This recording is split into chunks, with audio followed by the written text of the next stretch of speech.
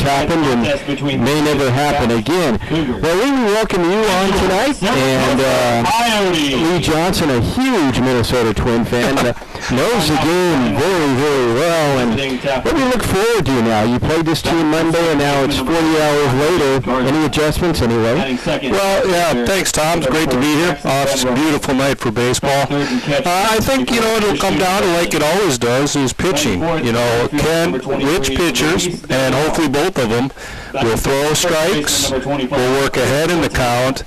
And when they can do that, the whole tempo of the game, everybody's into it, and we're treated to a much more entertaining game when these guys throw strikes. There's nothing worse than sitting here watching guys walk, and more walks. You mentioned Monday's game for Cerro Coso there, and they scored 8 runs, 5 off a home run. Well, the other 3 came off of bases-loaded walks and a bases-loaded wild pitch. So just goes to show you. The starting lineup for at any level, walks kill you. And if you follow Major League Baseball, and they talk about all the time, so it's something that can plague all kinds of teams. And momentum basically is the guy on the hill, and that seems to be the way it usually goes. Both teams on the hill, if you look at ERA, Cerro Coso an 8.62 ERA, Taft a 7.88 ERA. Now Taft again, in all honesty, has played against a little bit tougher competition. Some of those Central Valley teams. Coso has played 4 games against Antelope Valley. They have played a couple of games against Reed Lee, who's a very good team. And they also played San Jacinto, who really looked pretty good this year. San Jacinto came in here and defeated the Coyotes a few weeks ago. So we'll see what happens tonight. It looks like offensively, maybe on stride now. We'll see a lot of the guys that did play on Monday, John McHenry, Luis Reyes, Anthony Davis. Davis didn't play on Monday. Davis played both games over the weekend. Hunter Bagshot, who homered last Saturday, is in the number 4 spot. And now they've asked us to stand for the anthem. We'll share it with you at home, our national anthem from Ridgecrest.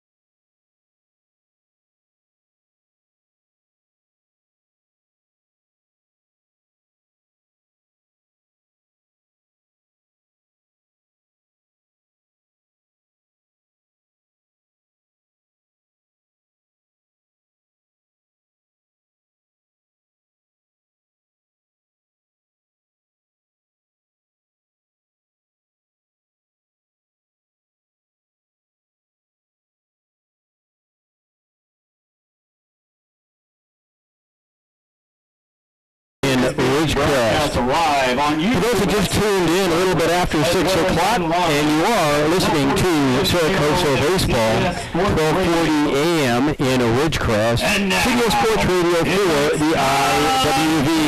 Cerro Coso Baseball. Cody Smith on the P.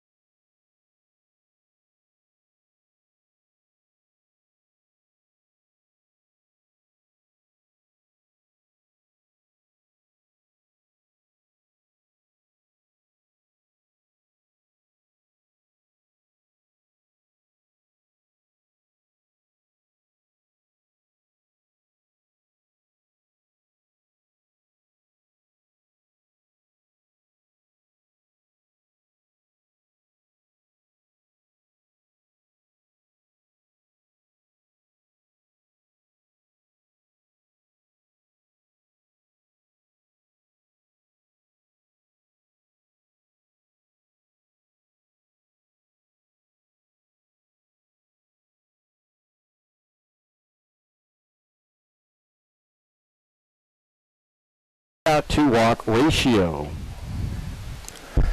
And stepping up to the plate, Tom, Andres Garza comes in tonight hitting .242. Garza 1 for 3 in the game on Monday over in Taft. Garza bats from the right side. First pitch is a strike. Ball gets away from catcher Brooks Scott, and we are underway just a little bit after 6 o'clock. It'll be Garza, Van Rykel, and Christian Wilson for the Cougars here to lead off the game. Braden from Mojave High School in Bullhead City. And breaking pitch is, they call that a strike, and it's 0-2 the count.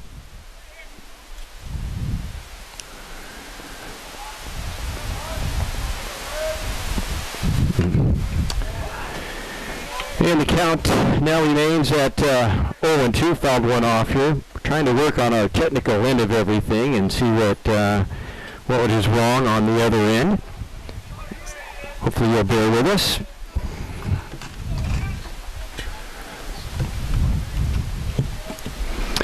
And the next pitch, this one hit down wide of third. A great stop by Anthony Davis, but not much he can do, and that'll be an infield hit all the way. So a base hit for Garza. And with nobody out, here's Jackson Von Rokel. Von Rokel hitting .260, 6-30 on the year with 2 RBIs. Jackson Van Rokel. Yeah, and Tom, nice effort that time by Anthony Davis. You know, the ball hit to his left. He ranged over there, kind of laid out, knocked it down, but not enough time to pick it up and get Garza at first. He got down the line pretty well. And the first pitch is ball 1 to Van Rokel. Van Rokel in left field, and Wilson would follow.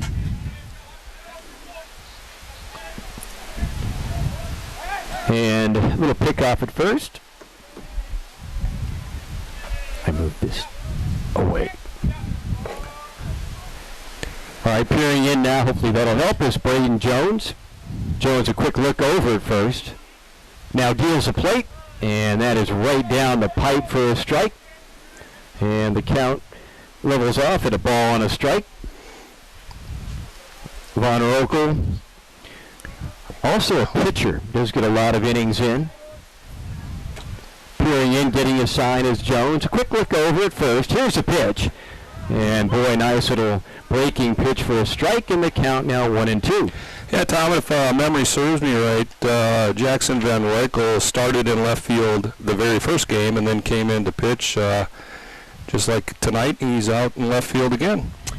He's a local product out of Taft High School right down the road. In fact, this roster compared to a couple years ago, although they do have 9 or 10 out-of-state players, a lot of the local Bakersfield and Central Valley student athletes.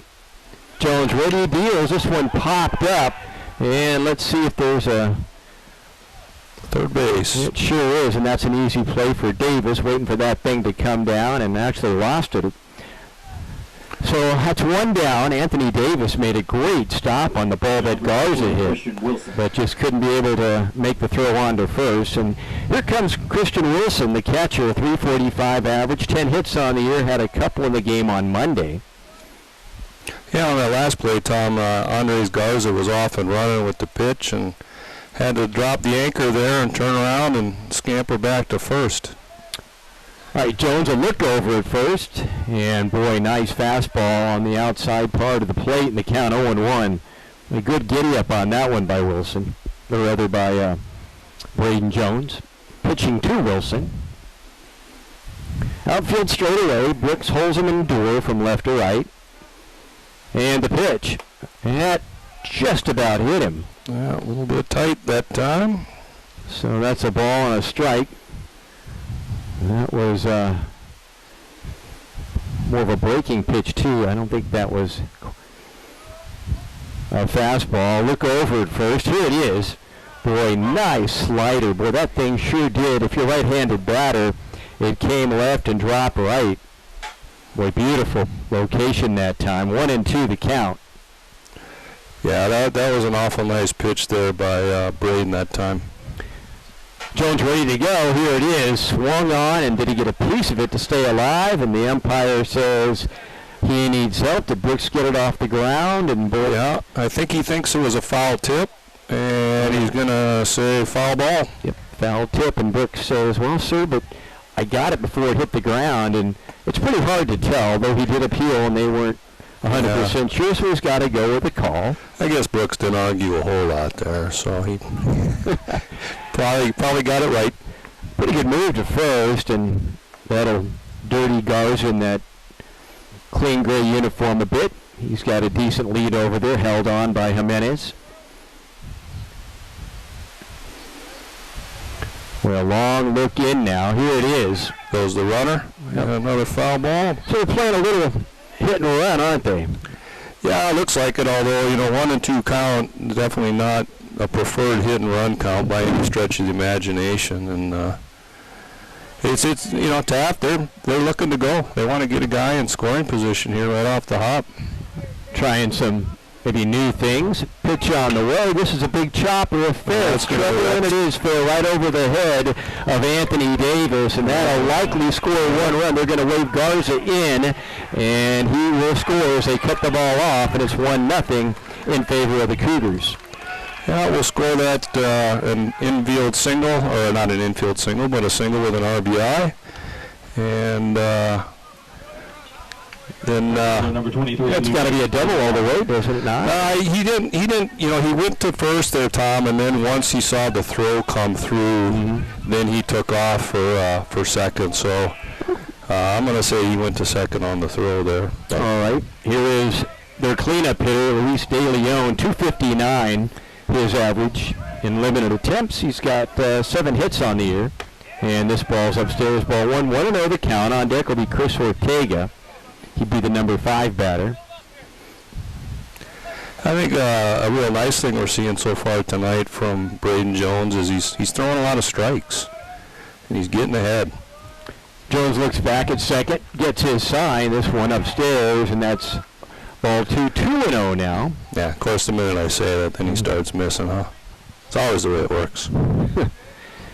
In that game on Monday, Coso with 8 hits in the game. Taft was 6, but Coso had 4 home runs, accounted for 5 runs. And the pitch, this one swung on and missed. Good cut that time.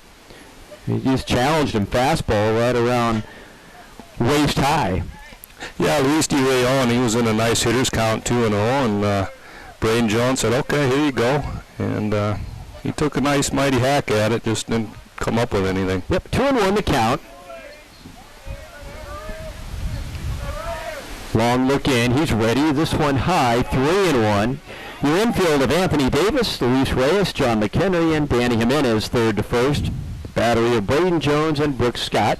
If you just tuned in, Bo Brooks, Jason Holzen, Mike Dewar from left to right in your outfield. 3-1 the count, runner on second. This one swung on and missed, challenged and let her high fastball, and the count full now. Yeah, but he's going to have to bring it in again. You don't want to walk a guy. Make him earn it. Make him put it in play and let your defense help you out. Getting his sign now is Jones. Here's back at second. He deals a plate, and this one fouled close to us.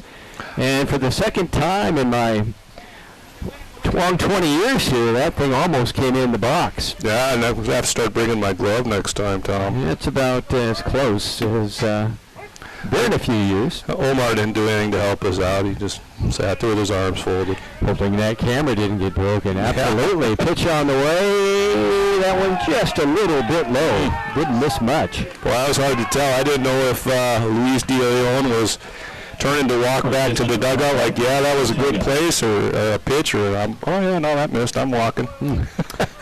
Here's Chris Ortega. Ortega hitting 185, 5 of 27. He's got 3 RBIs on the year. Pretty good lead at second base for Wilson. Double play ball here. It sure is. To second for 1. Bobbled, and the throw to first is...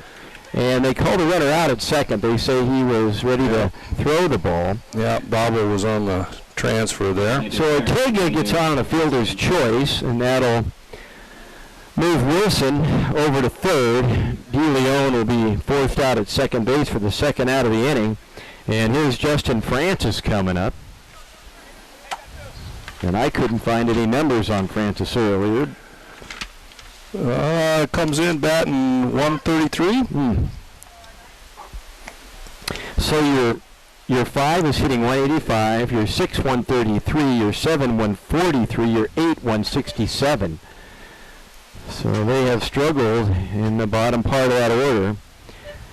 Jones ready to go. He deals this one low. Nice stop there by Brooks Scott. Backhand.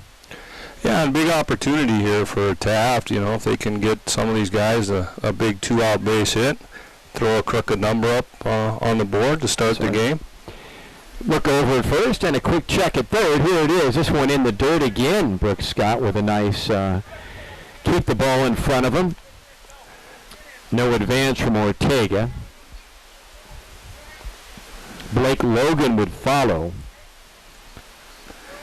Yeah, I think Chris Ortega's just happy to, wait for ball 4 here instead of taking a chance, especially with 2 outs.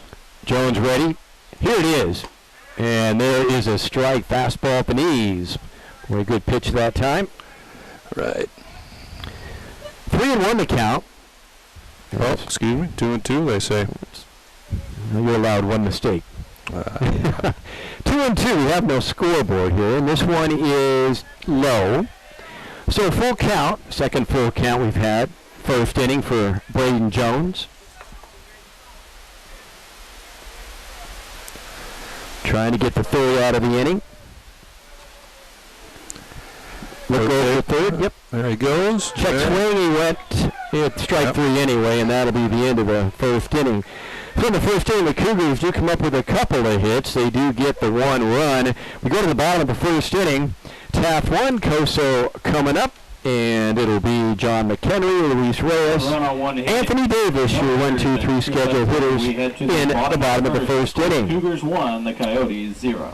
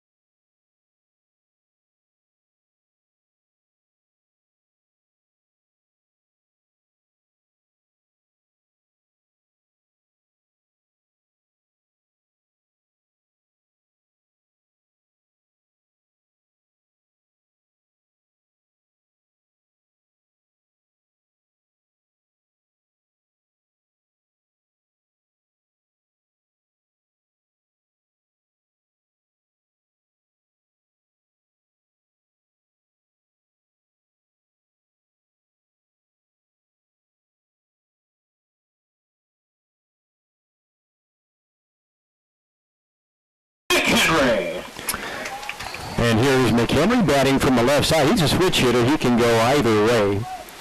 Yeah, that's a great tool to have in your toolkit.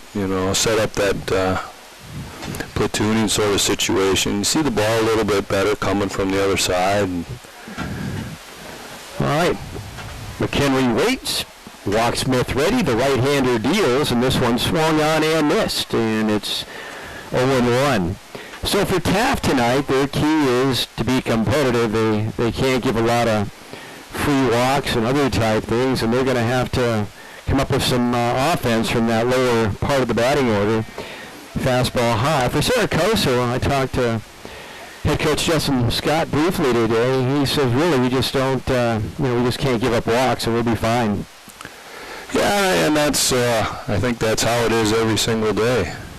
And this one is inside. That is ball 2. 2-1 now to McHenry. Infield of Blake Logan, Luis De Leon, Andres Garza, and Chris Ortega third to first. Behind the plate is Nico Joven. And how are we sounding, Cody? Or are we sounding? You're sounding. We're sounding. Okay, pitch on the way. This one swung on and missed. 2-2 the count. Well, we apologize for, we're trying to stream as we do radio and working out a few bugs, and we might switch a headphone or so here in a bit. Maybe you can see if that makes any difference. We got some interference somewhere. 2-2 the count, and the pitch on the way. That one hit to the left field side and out of play. No wind at the moment. It was forecast up to, 12 to 18 miles an hour tonight. Nothing as bad as Saturday.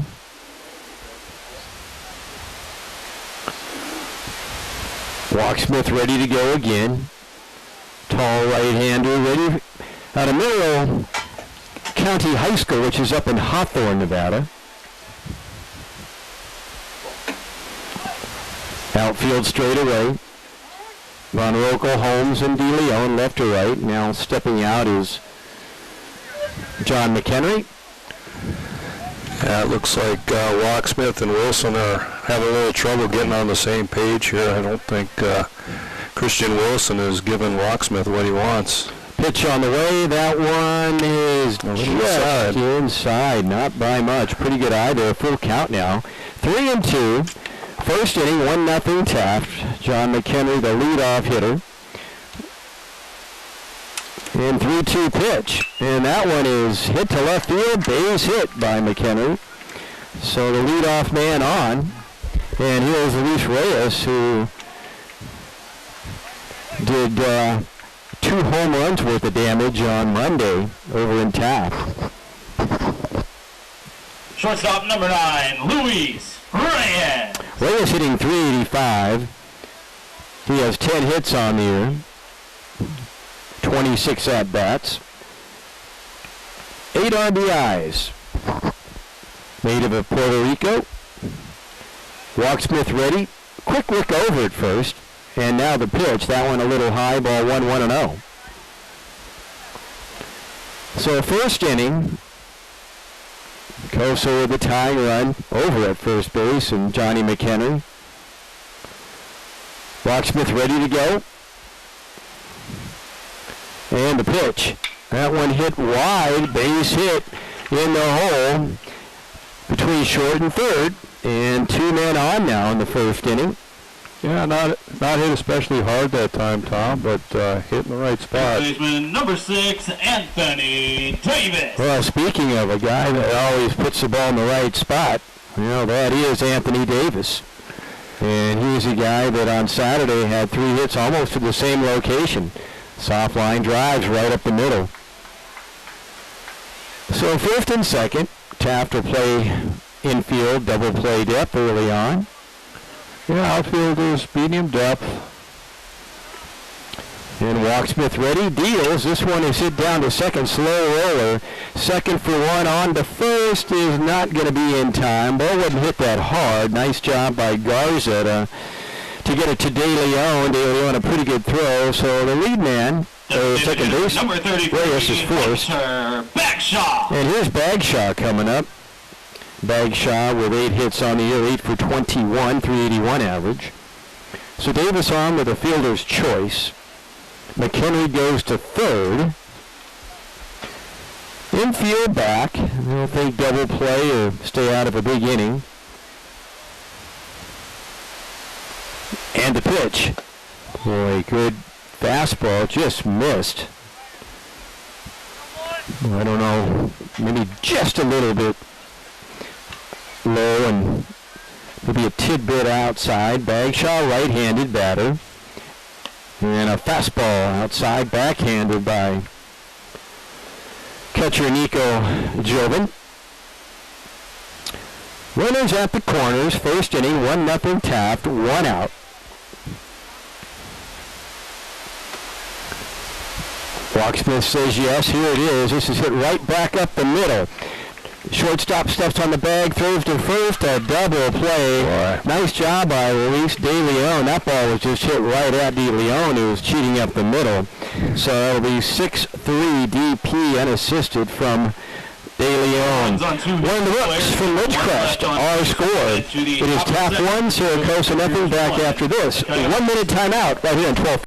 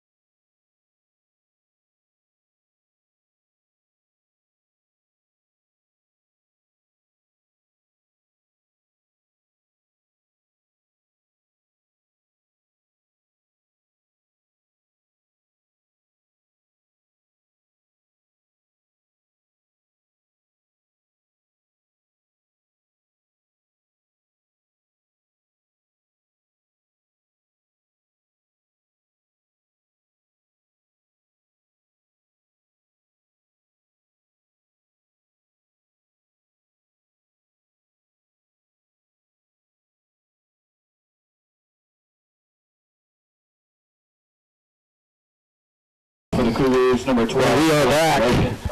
Second inning upon us. It'll be Blake Logan, Luis De Leon, and Damian Holmes. That's a 7-8-9 for the Cougars. On for his second inning of work is Braden Jones, the right-hander. Jones ready to go. Fastball outside. And the count 1-0. Braden Jones threw quite a few pitches that first inning, Tom. Total of 28. And 18 of those for strikes. Pitch on the way. This one hit up the middle. It's going to be a tough play for Reyes. He throws and gets him. Beautiful. You got to be kidding me. Boy, Luis Reyes, my goodness. What a release. A quick release and just a great throw. He had to do everything perfect, and he did. Yeah, you know, and he ranged behind second base, made a nice play, and then able to turn his body and make a strong throw and get something on it like he did. That was an excellent play by Luis. And here's De Leon. So Logan feels probably a little bit robbed, and De Leon with a 167 average steps in and takes ball one. De Leon on the year 4 hits for 24. Yeah, I don't know if I'd feel too bad if I was Blake Logan. He hit that well, and just Luis Reyes made a little bit nicer play. Everybody doing their job on that one. Well, if you just tuned in, it's 1-0 Taft. Second inning, and the pitch. This one lifted to left field. Playable, though, for Bo Brooks. And he is there, makes the catch for the second out of the inning. So quickly 2 out in inning number 2. And the number 9 man, Damian Holmes, steps up, 217 hitter. He's got 5 hits on the year. That's from the right side. Damian Holmes. Holmes out of Hanford West High School. Shows bunt. Yeah, and takes a strike. And the count 0-1. But look at the gap in right center as Jackson Holzum shades way towards left center. Now he moves a little bit back, and there's a strike. But right on that corner. That's almost unbuntable. unbuntable. 0-2 the count. Jones ready again. Set at the belt. Here it is. And a swing and a miss. And inning over very quickly. 1-2-3 is the Cougar story. We go to the bottom of the second inning. It'll be Jimenez, Bo Brooks, and Jackson Holzem. FC 5, 6, and 7.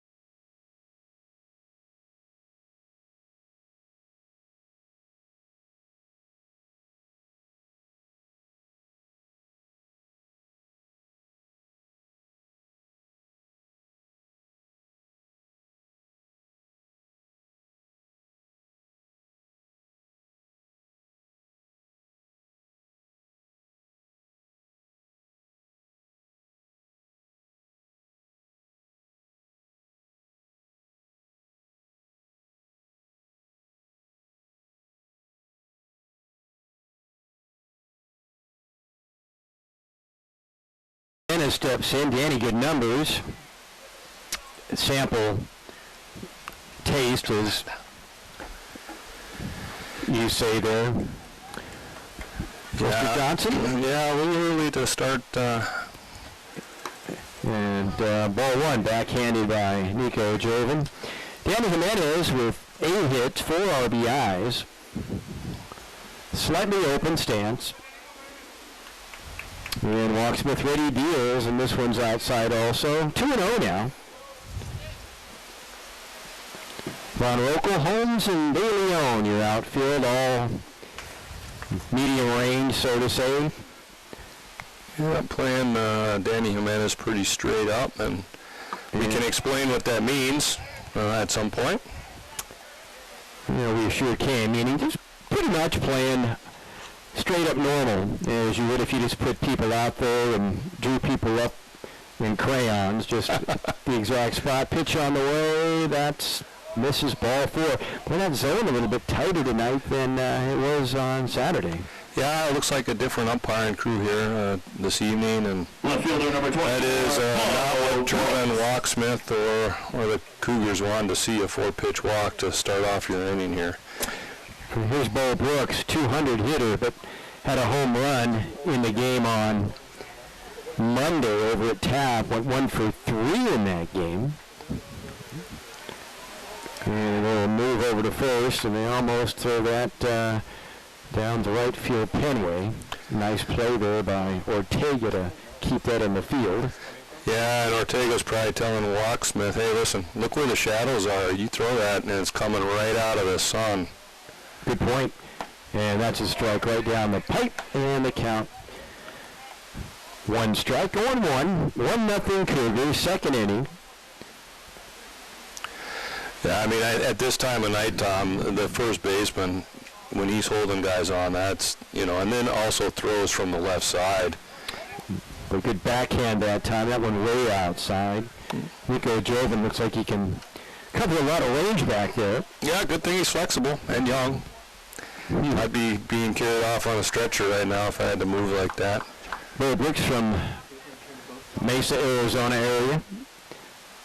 And that misses low. And boy, it's a tight zone. Walksmith kind of shows his frustration there. Yeah, a little bit different here this second inning for Trevin Walksmith. That first inning he was efficient, he was throwing strikes, and now he's been missing the zone pretty consistently. Look over at first. Now set at the belt. Here's Walksmith. And now tired of waiting, backing out is Bo Brooks. We're ready to go again. We'll reset. Walksmith again, set at the belt. Quick look at first, and he throws it, and he almost that same exact throw, which wasn't too good the first time and not too good the second time. Yeah, Chris Ortega is probably going, hey, I guess you didn't hear me the first time when I asked you not to do that. It can be a little bit tough out there this time of night. A look over there again, he goes again, and you can see the sun on the glasses of the first baseman, Chris Ortega. Yeah, just glinting off those glasses. It's be like, okay, so far so good, but let's not keep pressing our luck here. Walksmith ready again. Look over at first. Here it is. This one upstairs. Ball 2-1 now.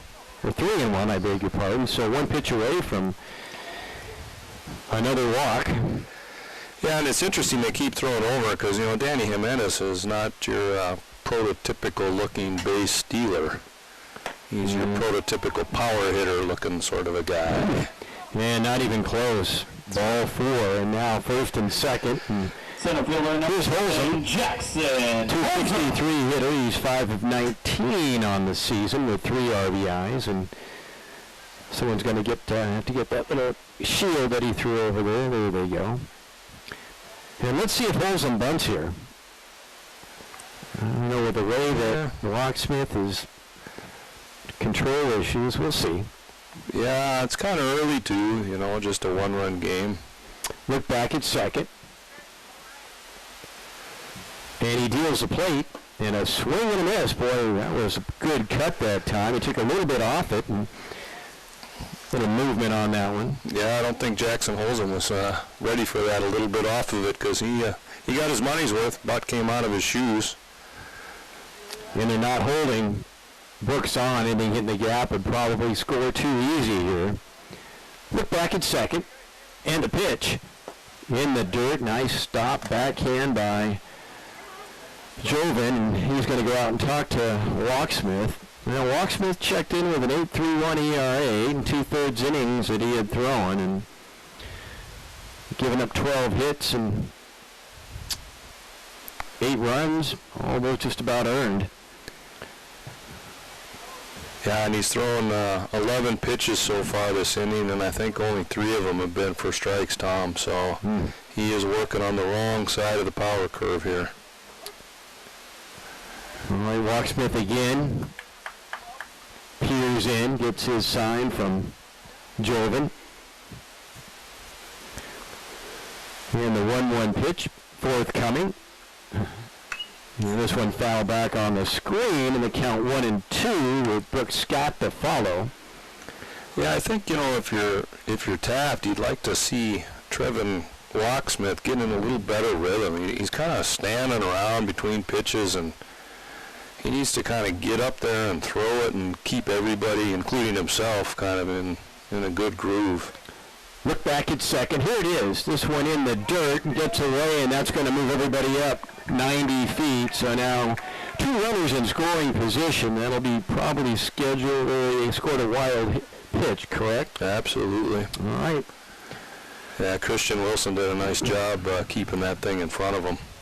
So let's see how Taft plays it. Yeah, they'll just put everybody back. Stay out of a big inning early on here. Yeah, give up the run for an out. 2 balls, 2 strikes.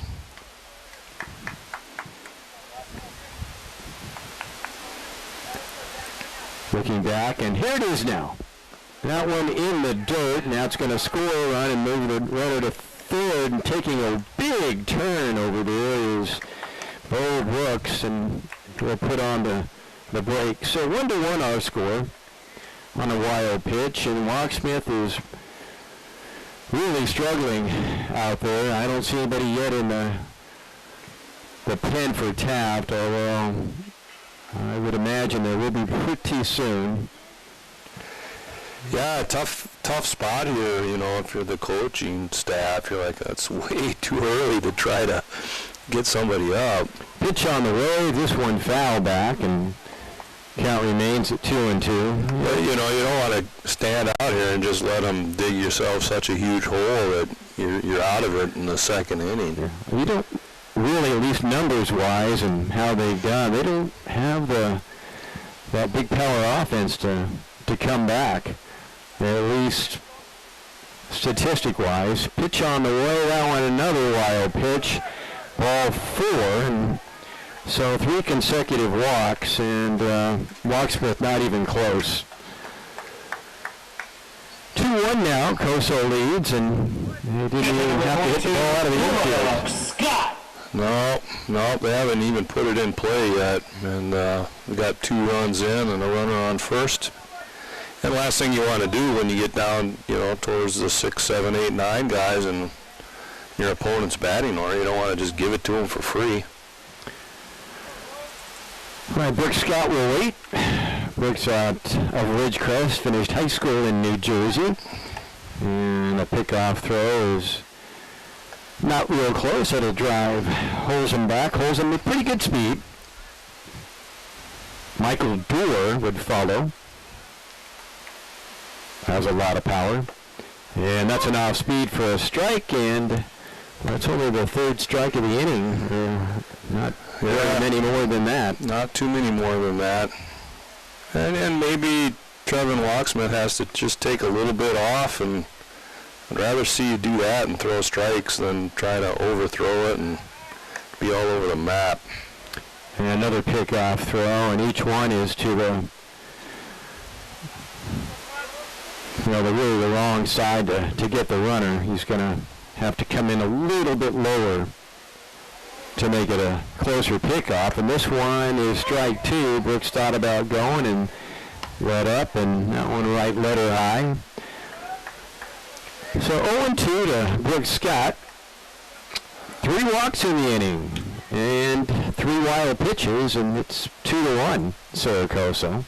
We don't often score 2 runs without at least getting a bat on a ball. Yeah, kind of a continuation from Monday when Cerro Coso scored 3 with bases loaded walks or wild pitches. Next pitch is high, ball 1 to Scott. Looks a pretty patient hitter, slightly open stance. And this is where Locksmith, I think, needs to get aggressive. He's got Brooks Scott down, 1 and 2. Just bury that thing. Yeah, this one foul back at us. Taking off on the pitch was Holzem. So he was trying to stay out of that maybe double play, but also maybe try to pull the second baseman Garza out and give Brooks that big target between first and second.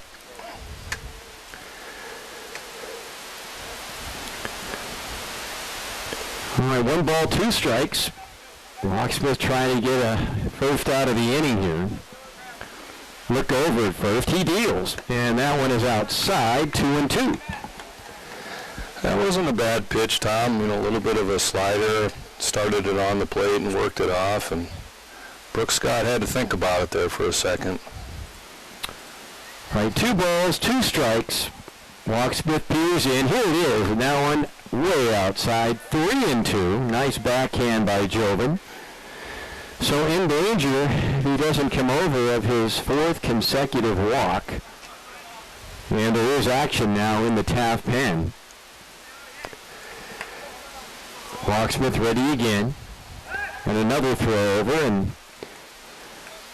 we're almost the same exact location of each throw. Yeah, he's kind of up and to the left of the first baseman, so there's really no chance. He won't be able to catch that and get the ball down to tag anybody. Runner thinks about going, and Brooks swings and misses on, I think, what would have been ball 4, a little bit high, but 1 down. And here is Michael Doerr. And Michael Doerr. Yeah, and a good job by Locksmith that time. He had to challenge him. It's like, throw it in there, and if he hits it a mile, he hits it a mile. I'd rather see him do that than walk.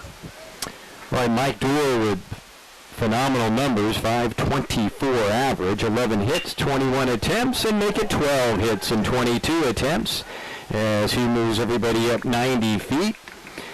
And now we've got runners at first and second. Holsom moves over to second. And with one out, we go to the top of the order to John McHenry, who singled to left field his first time at bat. Baseman number 5, Johnny McHenry. Yeah, nice piece of hitting that time by Michael Dorr. Just went inside out swing and put it right in the 5-6 hole, which for those who aren't familiar, that's between the third baseman and the shortstop. Long look inside for Walksmith. Quick look back at second. Infield looks like they're going to play for 2. Crowd the middle, and this one is lifted left field, foul and out of play, and we'll reset and try it again with the count 0-1. McHenry was part of that hit home run parade on Monday. 4 home runs, accounted for 5 runs, and like you said, Lee, the other 3 runs were walk-oriented with the bases full. And the pitch. That one's a big chopper wide of everybody, and it's going to slither into right field. That'll score a run. They throw to third, and that one is in the dirt. They don't throw to second. McHenry will go to second, and now you got runners at second and third, and Taft did not play that one real well. That one was a little slither towards second, between second and first. Garza gave it an opportunity but couldn't get it. And then they threw third. Luis Reyes. And probably should have been cut off. It wasn't. And easily going to second is McHenry. How do we score that, Lee? I'm going to give that a base hit, Tom. Wasn't your routine play. Chris Ortega kind of deflected off his glove as he reached for it. So I'll score that a base hit. And then, like you say, a single. Johnny McHenry going to second on the throw. Well, this one fouled away, 0-1 the count. Luis Reyes hitting .385 and had 2 home runs in the game on Monday. So second and third, 1 out. Infield is back, trying to stay out of a huge inning. Trying to at least stay within shouting distance. In the dirt again, nice play by Jovan. Yeah, it's kind of, interesting, I think. Taft's playing back. He's already got 3 guys in, 2 more in scoring position. I might bring him in a little bit here and not just concede that run on third.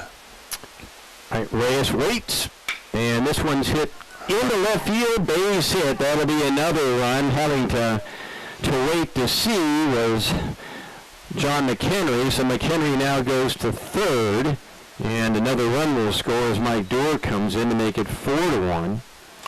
Yeah, and that was the exact same spot that Luis Reyes hit at his first at bat. Again, 5-6 hole, just nice grounder where they ain't. Anthony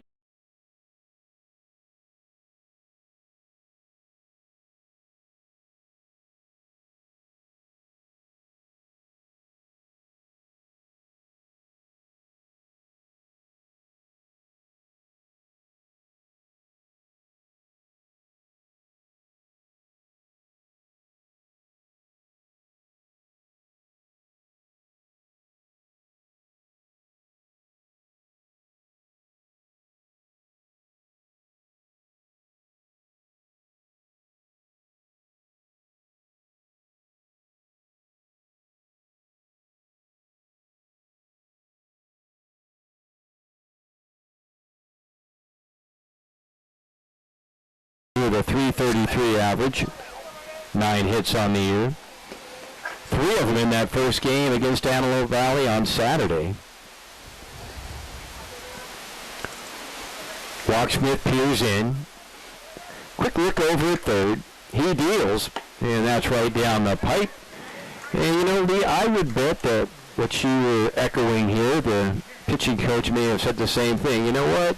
Just challenge him. Let him hit the ball. You know what? This is better than just giving up free stuff. Yeah, I mean, nobody can help you out when you don't put guys in play, and everybody out there wants to be involved and help. And this one hit foul wide of first base, and your son made a nice play down there. Have him open his eyes next time. Jeremy Johnson was a 2-year starter here, and then went on to Kentucky to get some four-year participation. Yeah. Georgetown. And that one's low. And the count now at 1 ball and 2 strikes to Anthony Davis from Boron High School, right down the road. Locksmith, tall, lanky right-hander. Look over at third. Here it is. This one hit down to first, but foul. And we'll reset and try to get into the 1-2 count on AB with Hunter Bagshot to follow. Hunter hit into a DP. Yeah, it looks like Trevin Locksmith is doing a nice job on Anthony Davis. He's staying in on his hands, and he's not letting Anthony get his arms extended, and he just keeps kind of chopping these foul balls down the first baseline. And you're correct. Good call. He does the same thing. And you look back at the last couple runners, or last couple hitters, Michael Doerr and McHenry and Reyes, they all basically were able to just get their hands out and hit the ball all through the hole, the left side. Yeah, absolutely. I'm surprised Luis Reyes hasn't taken off, and there he goes, just as I said. And this one hit up in the air, playable third base-wise. Logan there, and hopefully made the catch, but that was a little, looks like he maybe lost at the last minute, recovered, and 2 down.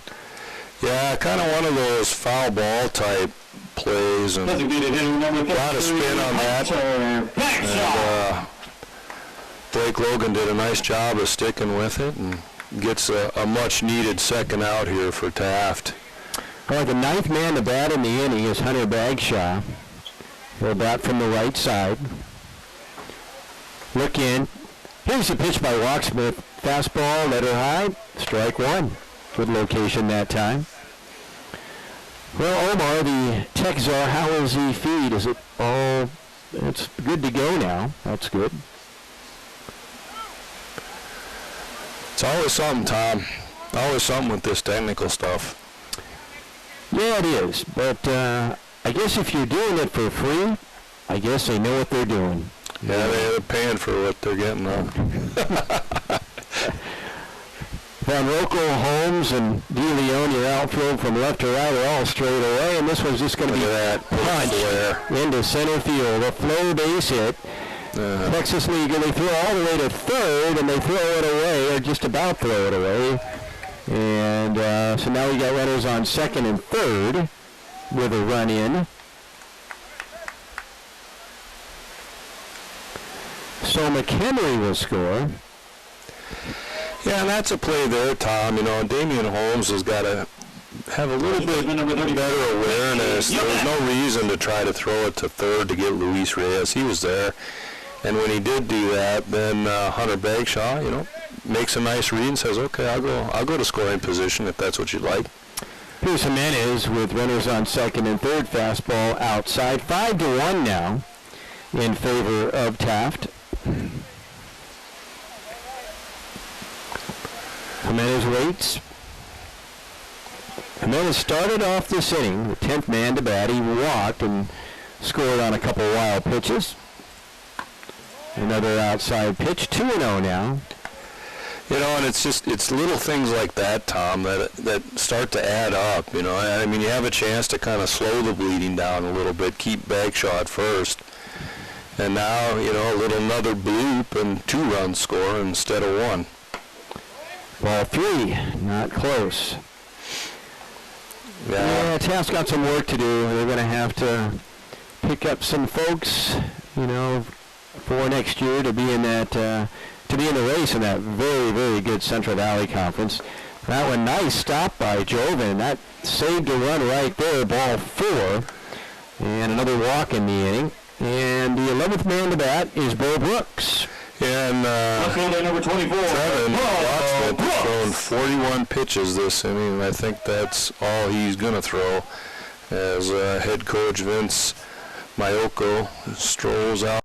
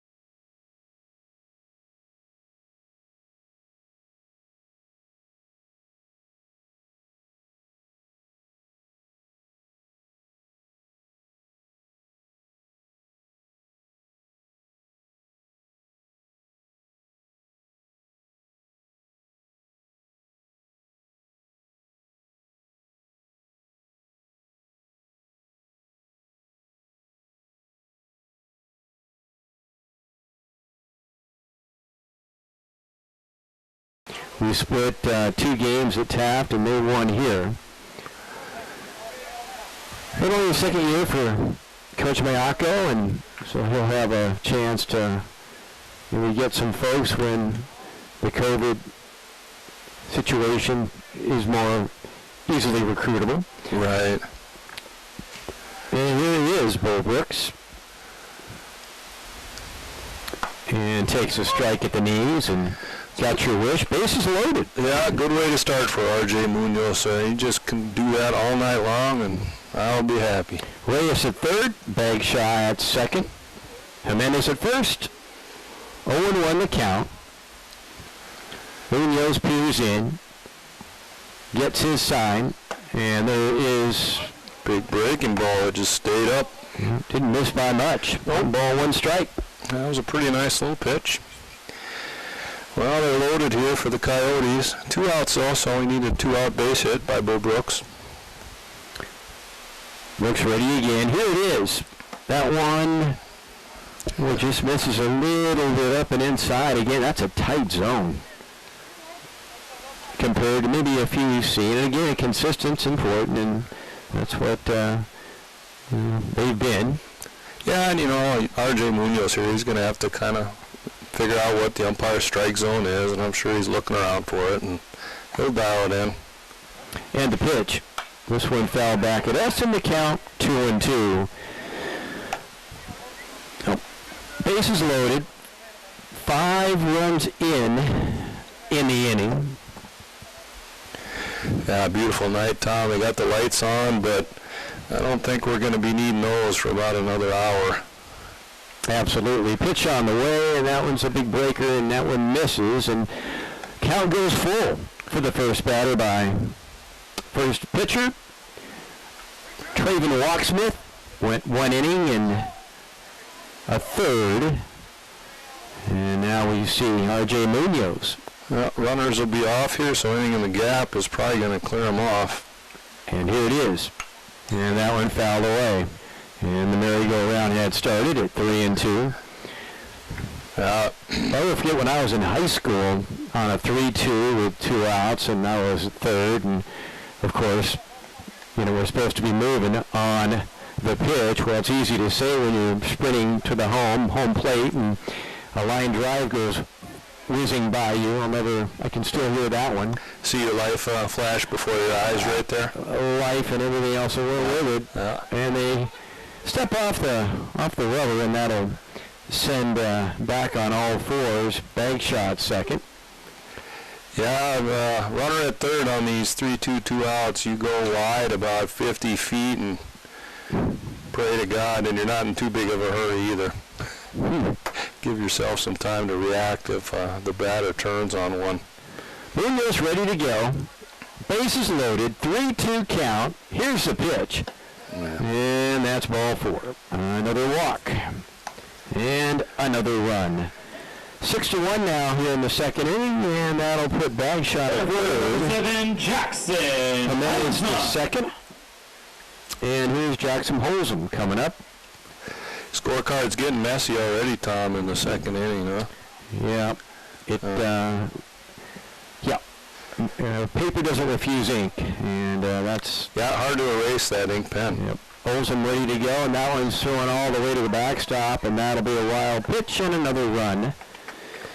That one looked like it slipped out of R.J. Munoz's hand, like he's throwing the changeup and just got away from him. Well, it was going to take a perfect game for Taft, I think, to really compete tonight, and so far that's not happening. And I don't know how much pitching depth they have, but statistic-wise, it's not a whole lot. All right, Holzum still waits, and that one way upstairs. Ball 2, 2-0 now.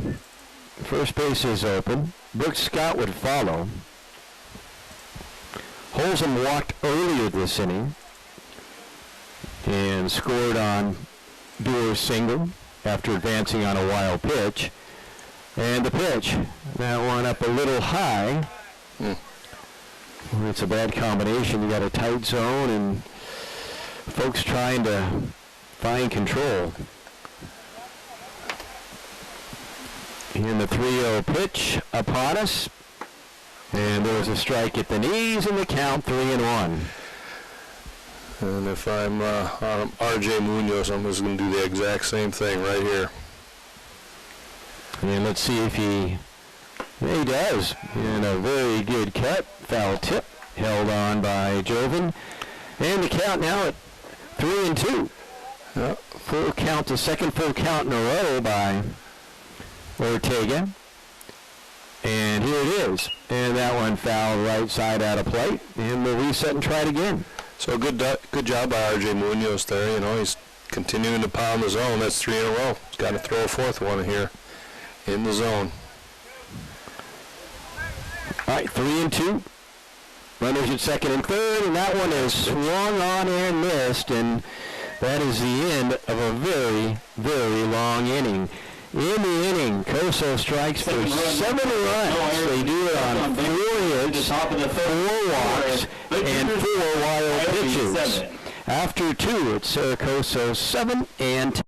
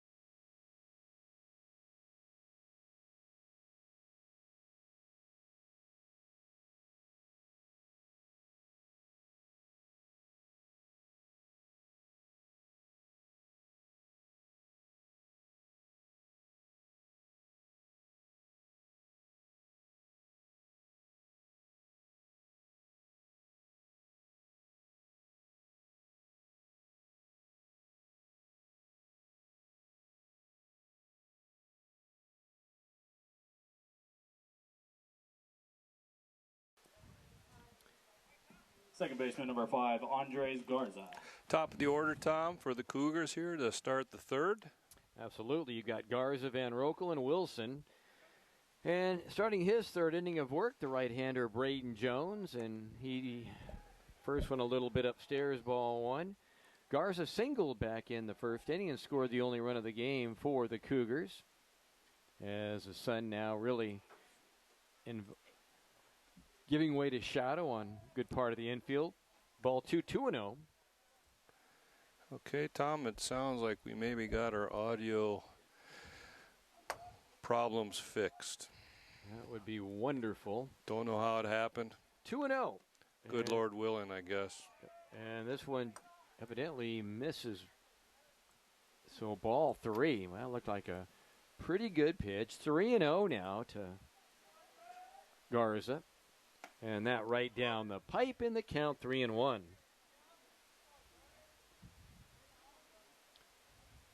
3 balls, 1 strike. Davis, Reyes, McHenry, Jimenez, third to first. And that's a little bit high. Ball 4, pretty close. Yeah, and I tell you, there's some grinding of the teeth going on probably by head coach Justice Scott right here. I mean, your guys just put up a 7 spot, and now you come out and you walk the first batter. It's like, oh, come on. Left-handed batter, Jason Van Rokel, steps in. He had that. And this one a little bit upstairs. Didn't miss by much. And the count 1-0. Yeah, Braden Jones just got to bring it down there a few inches, although if you're going to go down, I'd go down at their knees. And this one lifted to center field. Playable for Holsom. He goes back and makes the catch. That one kept sailing a little bit more than I thought it would, and he makes an over-the-shoulder catch a few feet away from the warning track. Van Rokel hit it hard, but right near Jackson Holsom. Yeah, nice play that time by Jackson. He kind of dropped back, heading to his right, and then he decided he better go to the left, and kind of then back to the right. But at the end, he made the play. So, all right, Christian Wilson, a double, drove in a run, and that one gets away from Scott. That one, nothing much he could do in the dirt right there. And easily getting to second is Garza. We might be on pace for a world record of wild pitches tonight, Tom, in a 9-inning game. Well, I'll tell you one thing. We were on pace for maybe the most balls and walks in a doubleheader. And if it wouldn't have been shortened, we might have broken a record or two, maybe. Yeah, or broken our will to live. Jones ready to go. And, boy, nice slider, catches the paint. And that's a 1-1 count.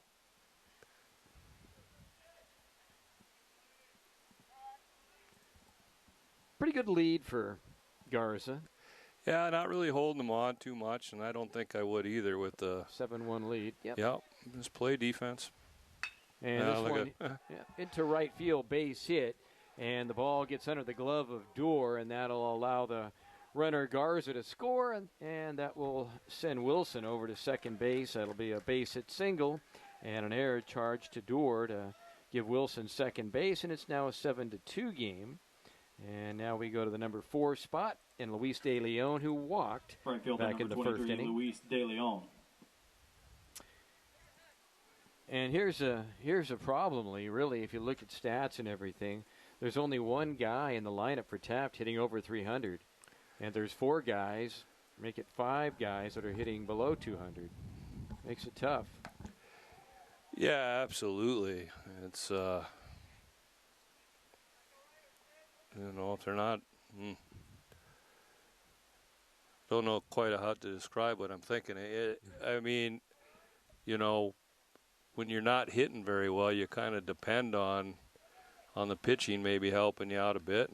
And that hit De Leon, that's the last thing in the world Jones wanted to do, was a fastball, and it got him right below the hip, in that thigh area, and first baseman number first 25, hit by Ortega. Pitch of the game. So runners at first and second, and that's exactly what you're talking about. Hey, you got a 7-1 lead against a team that really offensively is not. They're struggling. A juggernaut, yeah. And you know you don't give them anything free. Well, right. I mean, you look at the first 3 batters of this inning. You've had a walk, a hit by pitch, and a single, and you got 1 run in, and you know a couple guys on. Ortega takes ball 1-0 the count. Ortega hit into a fielder's choice back in the first inning. 185 average. Jones says yes. A look back at second. And the sun really tough on that right side. And there's a strike letter high. Yeah, shadows are getting pretty long. Sun's getting close to the top of the old Sierra Nevadas there. A little bit longer, and then first base side will have a little bit of relief. Their pupils can dilate a little bit now. 1-1 pitch. And that one inside. 2-1 now. Yeah, a little off-speed number there that just didn't quite want to bite enough.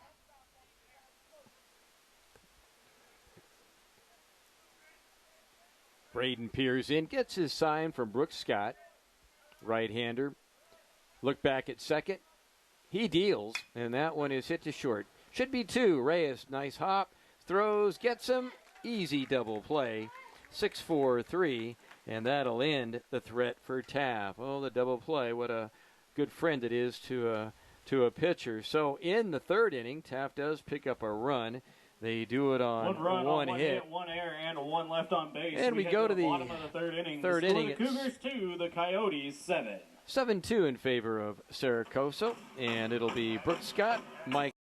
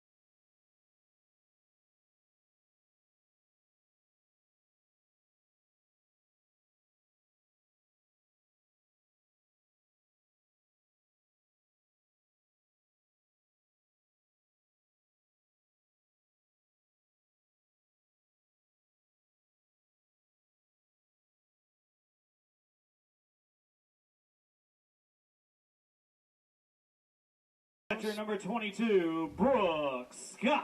San Joaquin Memorial High School in Clovis. And I tell you what, why don't you, Lee, take us in the bottom of the third and the fourth. How's that? That sounds good, Tom. Appreciate it. Good evening, everybody. And Brooks Scott steps in to start out the bottom of the third for the Coyotes. R.J. Munoz first offering stays high for ball one. 7-2 our score. Here early still, bottom of the third. Munoz next pitch, called strike. Fastball catches the inside corner.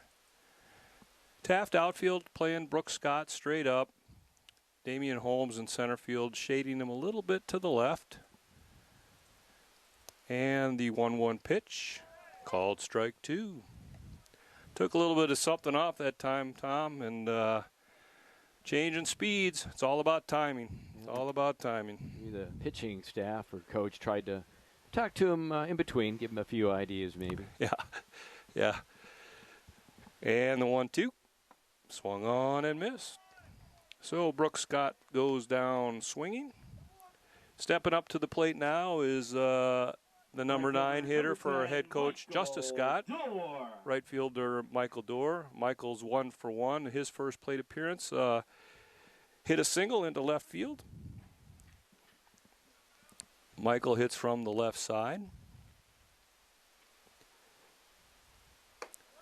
First pitch by R.J. Munoz misses high and away. Ball one.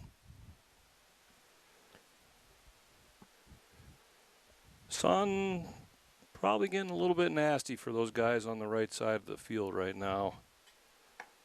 The next pitch misses out. 2 balls and no strikes, and I'm not sure I'd want to play this game with Michael Dorr falling behind in a hitter's count because he can roll the pole. There's a strike, fastball that catches the inside corner. 2 balls and 1 strike, so advantage hitter in this count. He's going to kind of drive the show here and make R.J. Munoz throw him something he likes. That pitch is fouled back and out of play. Almost cleared the backstop. Yeah, Dorr, a really good athlete. I mentioned on Saturday, really good tennis player. Very good athlete. Yeah, and he was hitting the ball well on Saturday, too. There was nothing cheap about what he was doing at the plate. 2 balls, 2 strikes, 1 out, nobody on. And an off-speed pitch that just stays outside. So, count runs full to Michael Dorr. R.J. Munoz needs to put him in play here. Let his defense help him out. Shaking off Christian Wilson. That pitch is hit foul left side. That's going to get into the Coyotes bullpen. Jackson Van Roykel makes a good effort, but pulls up when he decides that that's going to be out in the desert. 3 ball, 2 strike count. We're in the bottom of the third, and that pitch misses low, and it'll sneak by the catcher Christian Wilson, but Michael Dorr will be happy with first base. I believe that's walk number 5 against Taft pitching, and walk number 2 given up by the second pitcher of the game, Chris Ortega for Taft. Yeah, just way too many free bases so far for Taft tonight. So that'll roll the order over. Johnny McHenry, second baseman, will step into the box. McHenry 2 for 2 with 2 singles and a run driven in. Munoz checks over on Dorr at first base, kind of a half-hearted, hey, I'm thinking about you. Michael Dorr says, okay, I'll kind of half-heartedly get back to first. Munoz gets his sign. Kind of a small lead for Michael Dorr. And the first pitch misses outside. Fastball, ball 1. 1 out, runner on first for Cerro Coso. Johnny McHenry at the plate. Hits from the left side against the right-handing throwing Munoz. 1-0, and the pitch. Swung on and missed. That's a nice pitch, Tom. I mean, when he stays away, and that fastball's got a little bit of movement on it. It's just not flat. as is indicated by some of these hitters just swinging right through that thing. Yeah, if he can get ahead in the count, then he has a chance to throw a few off the plate a ways. Yeah, absolutely. See if he can get guys to start chasing him. And he misses there again, a little bit low, a little bit outside. That'll run the count to 2 balls and 1 strike. Infield playing double play depth, shading McHenry a little bit to the right side. Expecting him to pull. There he fouls off the 2-1 pitch, and that runs the count even at 2 balls and 2 strikes. Boy, I'd hate to be first baseman Chris Ortega right now. Talk about that sun. That's right smack dab staring him in the face as it's setting to the west. Yeah, I think if my pitcher turned and threw over, I think I'd walk the ball over to him and then just punch him in the face. I'd be like, stop doing that. 2 balls, 2 strikes, and a swing and a miss on a high fastball. R.J. Munoz, nice pitch there, was able to kind of, starting to change the eye plane a little bit, walking it up the ladder, and those high pitches like we've talked about, boy, those things look really nice. They're big and fat, and I'm going to crush it, but you can never catch up to it. So 2 down now. Luis Reyes steps to the plate. Luis 2 for 2, both singles in the exact same spot, 5-6 hole. And Luis has got an RBI to his credit tonight. First pitch by Munoz misses in. 1 ball, no strikes. We're in the bottom of the 3rd, 7-2 our score. Michael Duer on first base after drawing a walk. 2 outs with Luis Reyes at the plate. Here comes the 1-0 pitch, and that's driven down the left field line. That's fair. That's going to be extra bases. We'll see if Duer can score here. Looks like he's going to.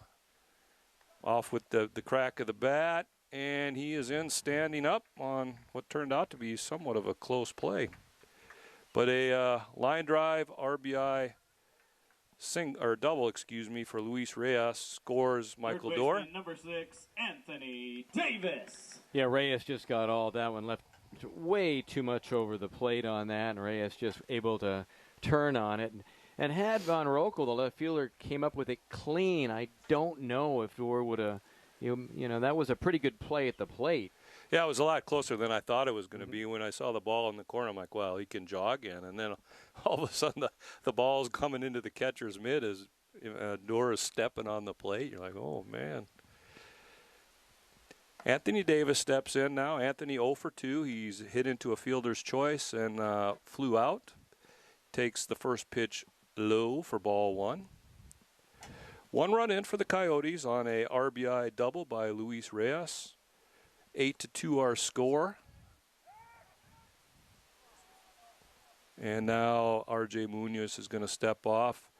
He and Julian De Leon, the shortstop, playing a little cat and mouse with Luis Reyes out there on second. And it's probably a good thing he stepped off because De Leon was not in any position to play defense. The 1-0 pitch misses high. 2 balls, no strikes to Anthony Davis. Opportunity here for Anthony to drive in a run with 2 outs. Coyotes have been able to get back the run they gave up in the top of the 3rd. Another pitch high.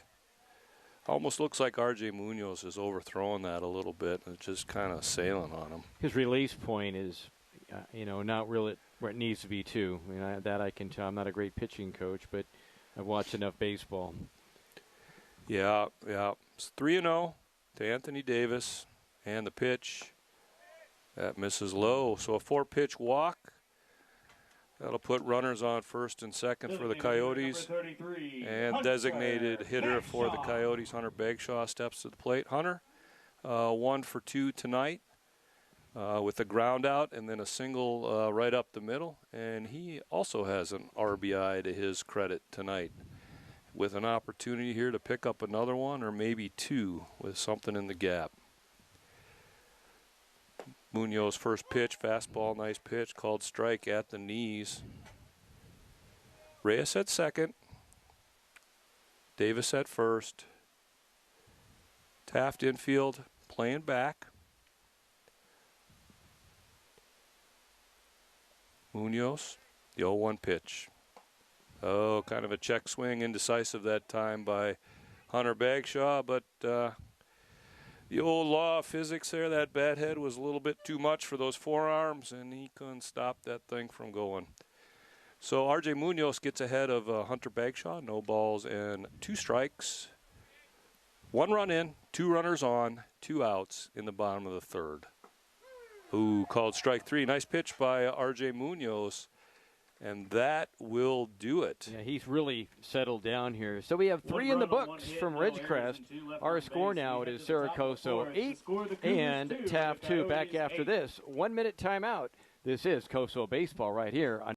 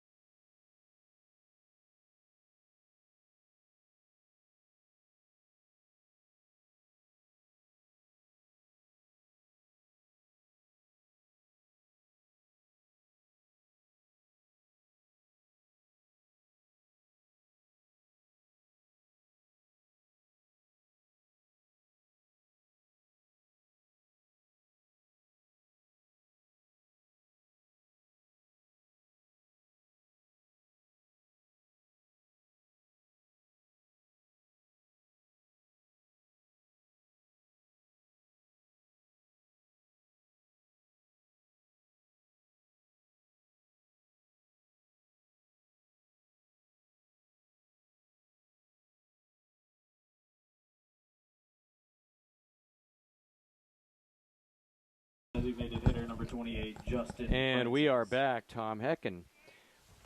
Also tonight is Lee Johnson. And Lee, why don't you go ahead and do the 4th for us, and then we'll... All right, Tom, thank you. Due up for Taft, our hitters 6, 7, and 8.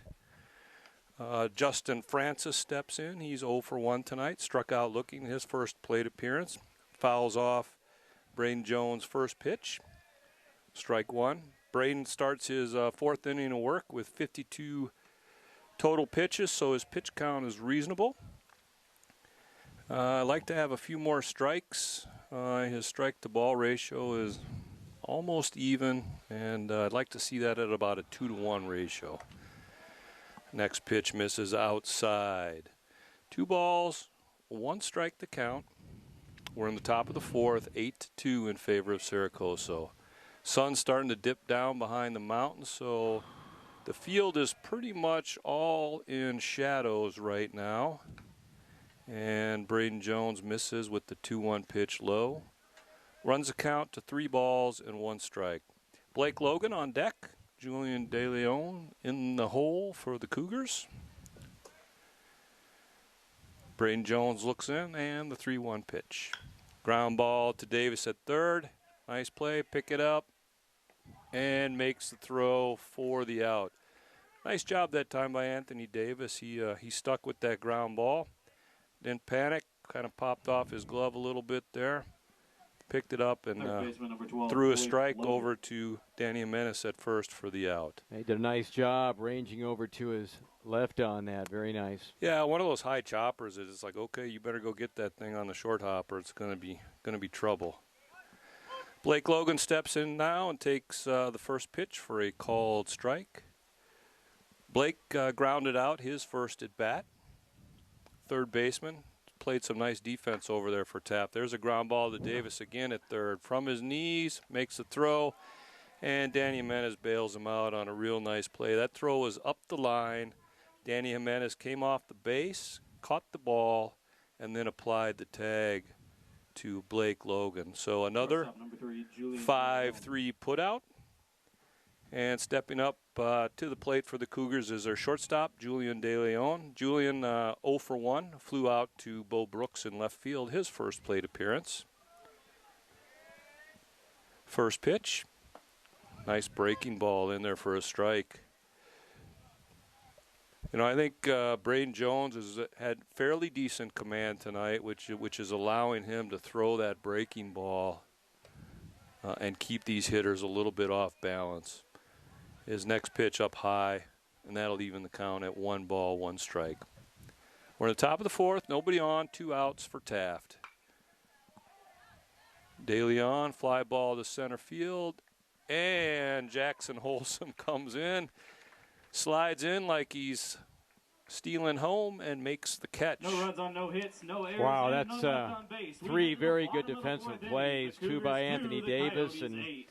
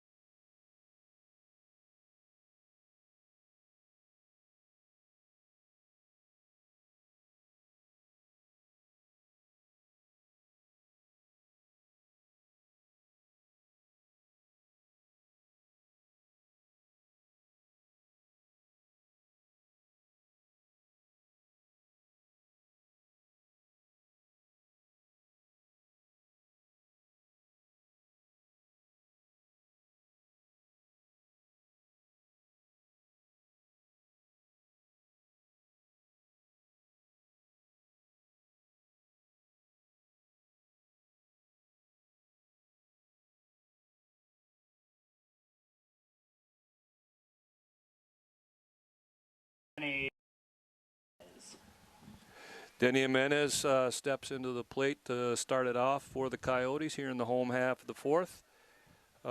Danny has walked twice, the beneficiary of control problems.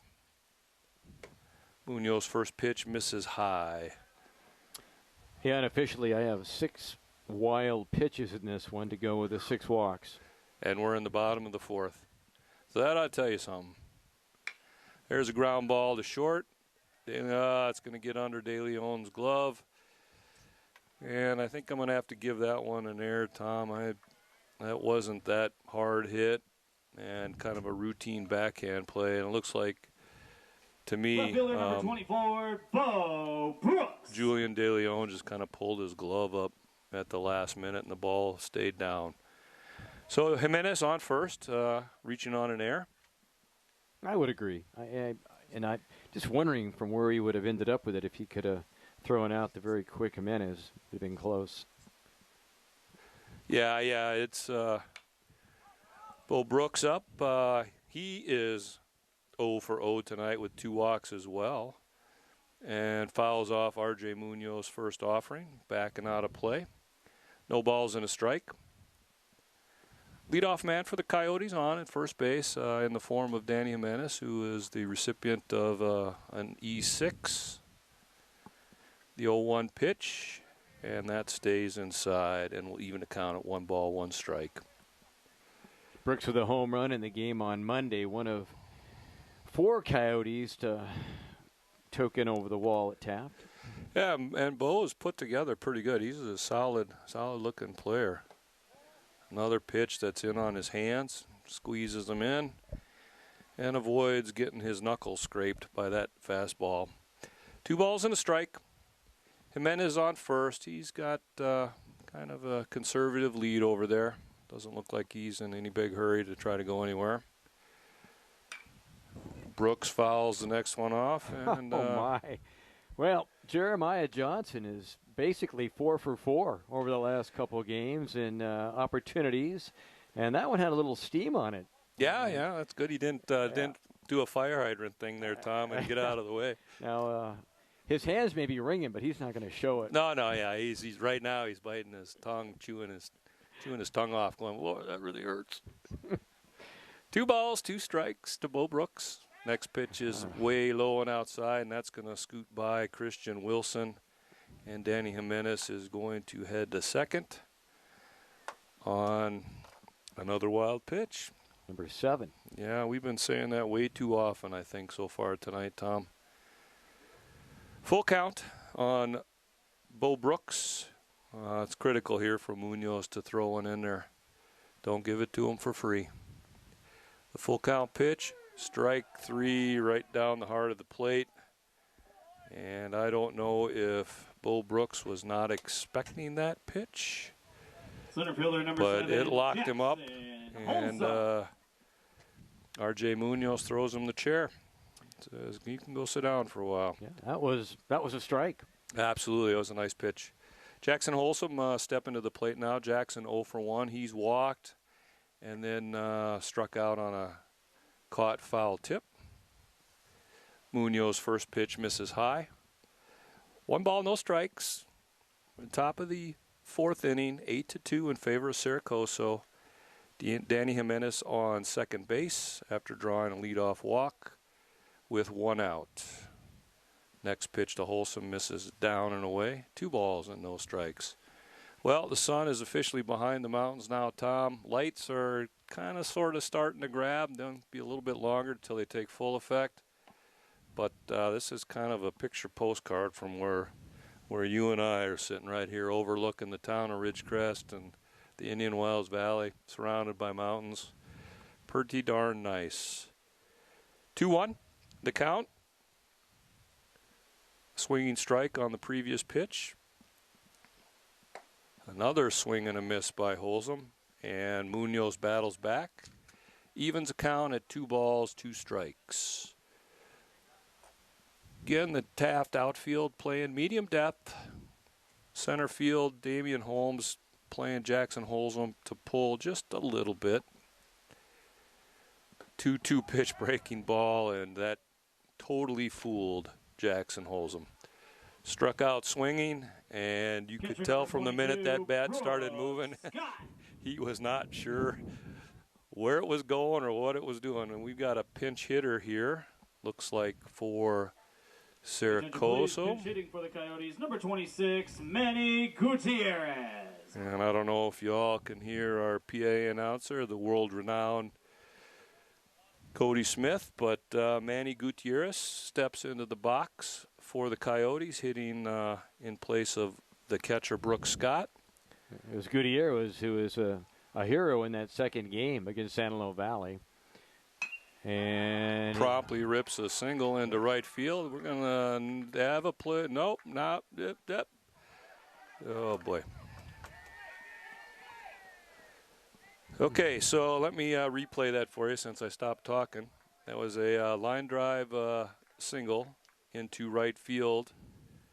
Danny Jimenez came around third. Coach Right fielder, number 10, tried to stop him. Dorr. Danny had different ideas. The throw came home. Actually, he actually did stop for a second. The throw came and went all the way to the fence, and then he was able to trot on in. But another error. That's going to be an error to score him on that one. Yeah, throwing error by the left fielder, Luis De Leon. Michael Dorr steps up, takes first pitch, called strike. Yeah, so he threw the anchor out there and was going to stop, and then, like you say, Tom, the throw was well up the line, took kind of a nasty hop, and went over into the dugout area. So Gutierrez singles and then heads to second on the throw. Munoz next pitch misses high, and that evens the count at 1 ball, 1 strike. Andres Garza, the second baseman from Taft, is playing some cat and mouse, and he is leaving Dorr an open refrigerator door on the right side. I mean, just a huge hole. And Gutierrez found it, and Dorr could easily find it. Yeah, and it's interesting, with the left-handed batter, like you say, Tom, you would think anybody's going to be playing cat and mouse. It would be Julian De Leon, the shortstop, and your second baseman would be playing back in a more defensive position. Munoz misses low with the next pitch, and that runs the count to 3 balls and a strike on Michael Dorr. Johnny McHenry standing on deck, top of the Coyotes order. And ball 4. Another free base, and those have been costly tonight for the Taft Cougars. Okay. Johnny McHenry steps in, 2 for 3 on the night with 2 singles. Johnny McHenry. Still waiting for the lights to grab hold full force here. It's a little dark, but definitely playable. First pitch up and in on McHenry for a ball. Over the years, night games are times when it does get really dark. It's fly balls in the outfield can be a little hard to track from up here. Yeah, absolutely. You know, and I think the last couple nights we've had that nice big full moon, swing and a miss there on the next pitch. That evens the count at 1-1. But that full moon isn't supposed to come up till a little bit later tonight, Tom. So I don't think we're going to get any moonlight benefit. I think the full moon's already been up for some of the pitching right now. They need to really, boy, too many wild pitches and walks, and Taft's got to fix these things to be competitive in the Central Valley. Yeah, this game's hard enough, and when you just give it to your opponent for free, that's a tough pill to swallow. 2-1 pitch just about takes the lid off of Johnny McHenry. He's able to somehow pull a matrix move there and not wear that one in the ear hole. 3 balls and a strike. R.J. Munoz on the brink of walking him loaded here with 2 outs. And he does just that. Ball 4, down and away. And wrong guy coming up to the plate if you're Taft. Luis Reyes stepping up now, 3 for 3 with 2 singles and a double. And if I am the shortstop for Taft, Julian De Leon, I am taking about 5 steps to my right, where Luis Reyes has hit it every single time tonight. Bases loaded, 2 outs, 1 run in. Reyes swinging on the first pitch, and he'll foul that up and out of play over our heads back here. And R.J. Munoz gets ahead, no balls and a strike. Reyes is 7th man to bat here in the 4th inning. 8 walks now for Taft pitching. Yeah, just it's a long time for your defense to be standing out there. And that pitch misses outside, evens the count at 1 ball, 1 strike.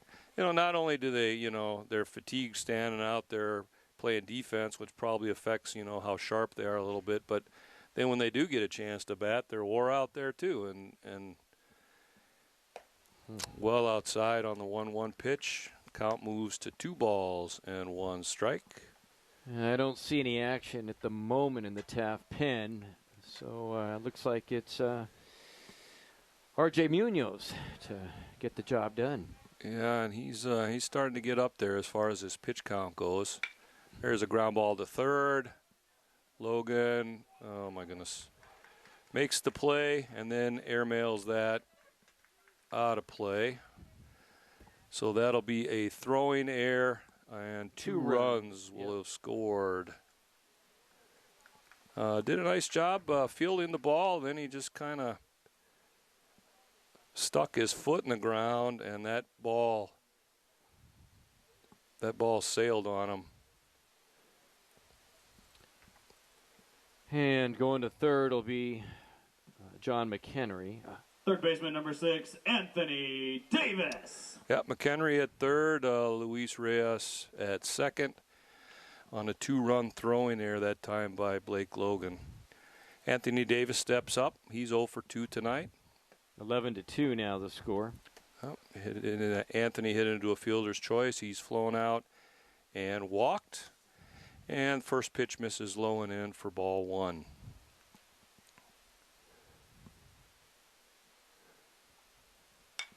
Anthony pops that one up the left side. That's going to be foul, and it is going to drop.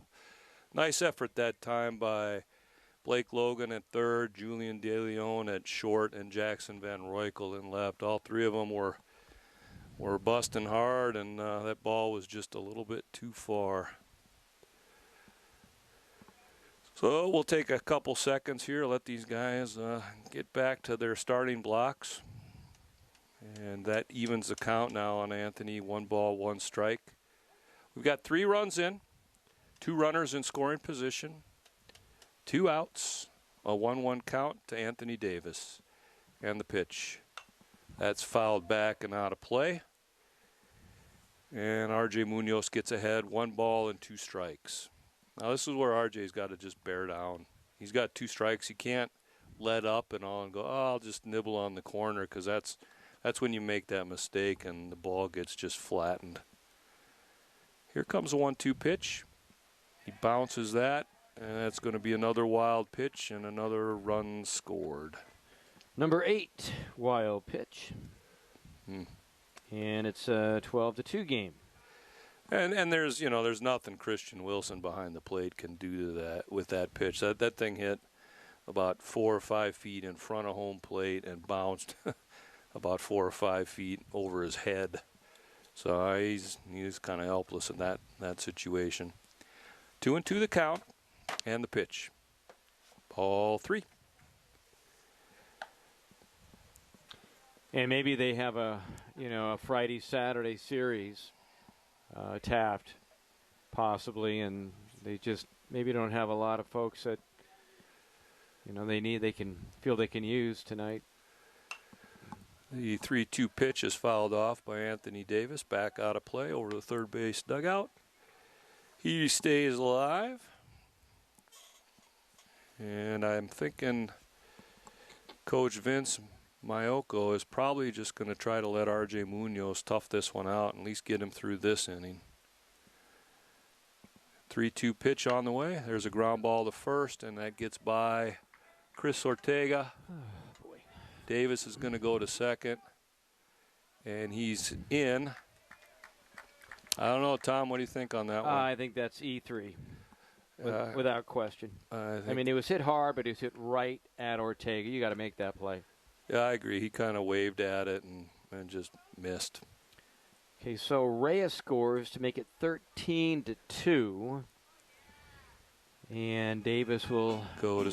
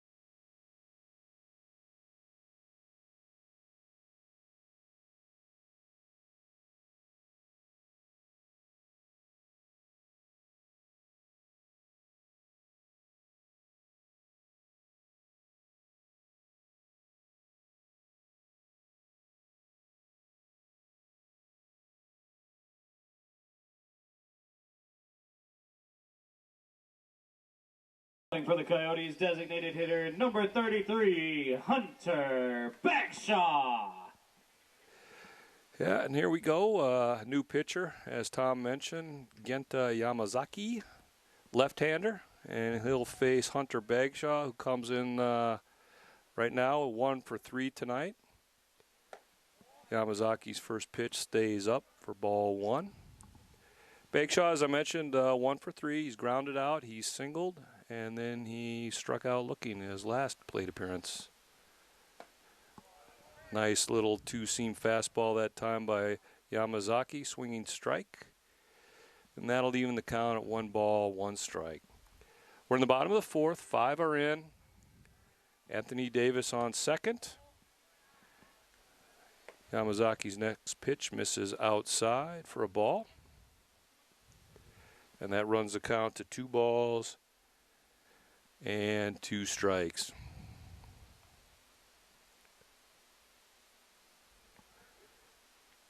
2-1 pitch is low. That squirts away from Christian Wilson, and Anthony Davis will head to third. And I'm going to give that a pass ball. You know, that was, and again, you got a feel for Nico Joven. He has got to be exhausted back there, but that was off his glove. No, I agree. Yeah, I don't think that one was in the dirt. It looked like Christian just kind of lost focus there late. And I don't want to commit to wild pitch number 10 just yet. Let's not do that. Yeah, give somebody else a little credit here. Bagshaw fouls the next pitch off to run the count full. 3 balls, 2 strikes. Anthony Davis at third. 2 outs. And Genta Yamazaki trying to stop the bleeding here in the bottom of the 4th. And he misses low and in. So Bagshaw heads to first. And Danny Jimenez steps up to the plate. 10th man to bat in the inning. The second inning they batted around. Danny Jimenez. And Danny, he started this all off reaching on an error by the shortstop.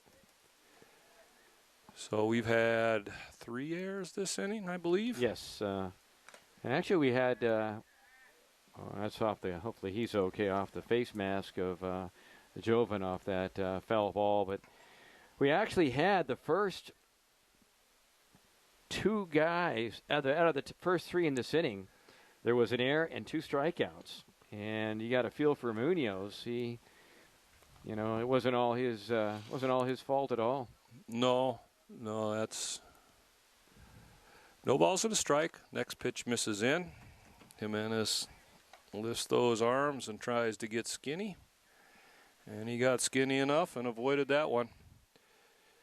Bagshaw on first, Davis on third. 2 outs, 1-1 the count. Next pitch is fouled back out of play on the right side. So Yamazaki gets ahead now, 1 ball, 2 strikes. Home plate umpire needs to reload on baseballs.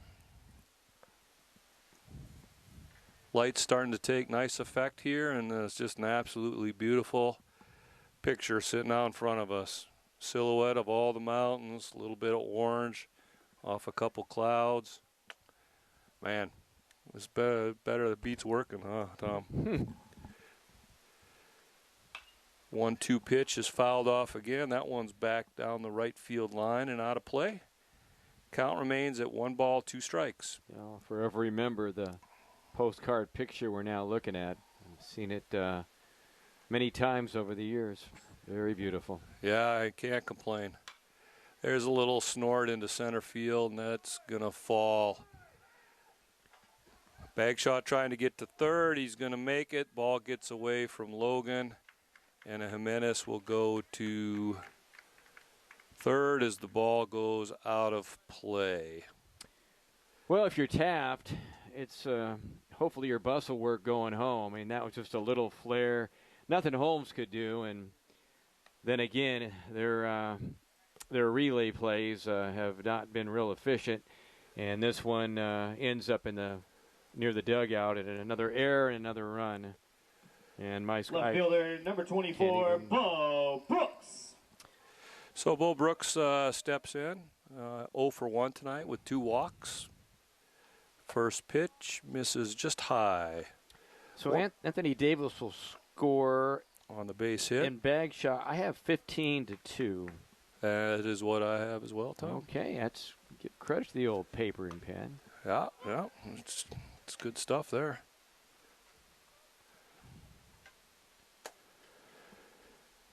So, yeah, Danny Jimenez will get credit for an RBI single on that last play. The 1-1 pitch misses outside. 2 balls and a strike. Taft looking for that third and final out, which usually seems to be the most elusive out in the game. There's a swing and a miss, and that evens the count at 2 balls and 2 strikes.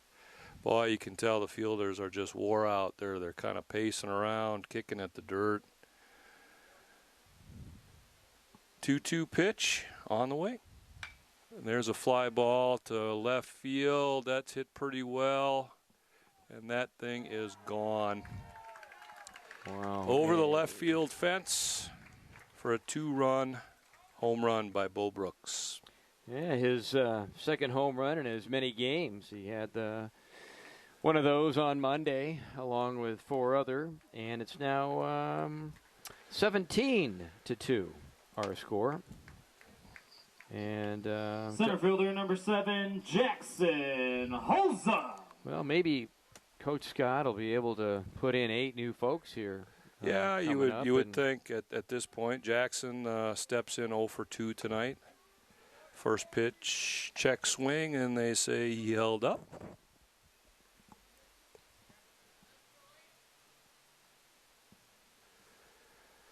One ball, no strikes. Nobody on, 2 outs. Ball 2 on a fastball that misses away. Genta Yamazaki has already thrown 18 pitches. Holy cow. Still in search of his first out. Jackson fouls that one straight back into the netting. And that runs the count to 2 balls and 1 strike. Well, when this inning's over, I'm going to have you get on your $900 phone and get some MLB scores for us tonight. Well, I do know the Twins won, Tom. Yes, they did. Thank God. 10-2, I think. There's a ground ball to shortstop. Please. Tough hop. Makes it, and that's the inning. Yep. Nice play that time by Julian De Leon sticking with that thing. That took a nasty hop, had some serious top spin on it, and he gloved it and made a nice throw over to first base for the inning. He sure did. Nice job by Chris Ortega over at first. All right, we've played 4. Our score, it is Cerro Coso 17 and Taft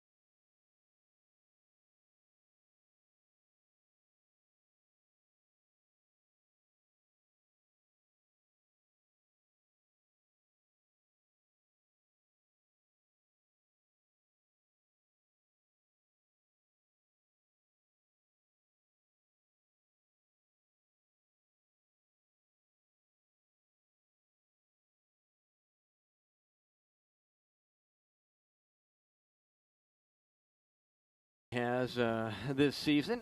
Leading off the center fielder number 2, Damian Holmes. I don't have any numbers for Olanese, so this might be his initial Jackson appearance. Yep. Yeah, no, he's played. He played. Well, he caught the other day, but has he been on the mound? No, he's catching, Tom. Okay. Still got. Okay, I thought Braden Jones on the the bump. I thought they were going to let Olanese pitch an inning. All right, Braden Jones in his 5th inning of work. This will qualify him for the win. Pitch on the way. That went a little bit upstairs, and the count is 2-0.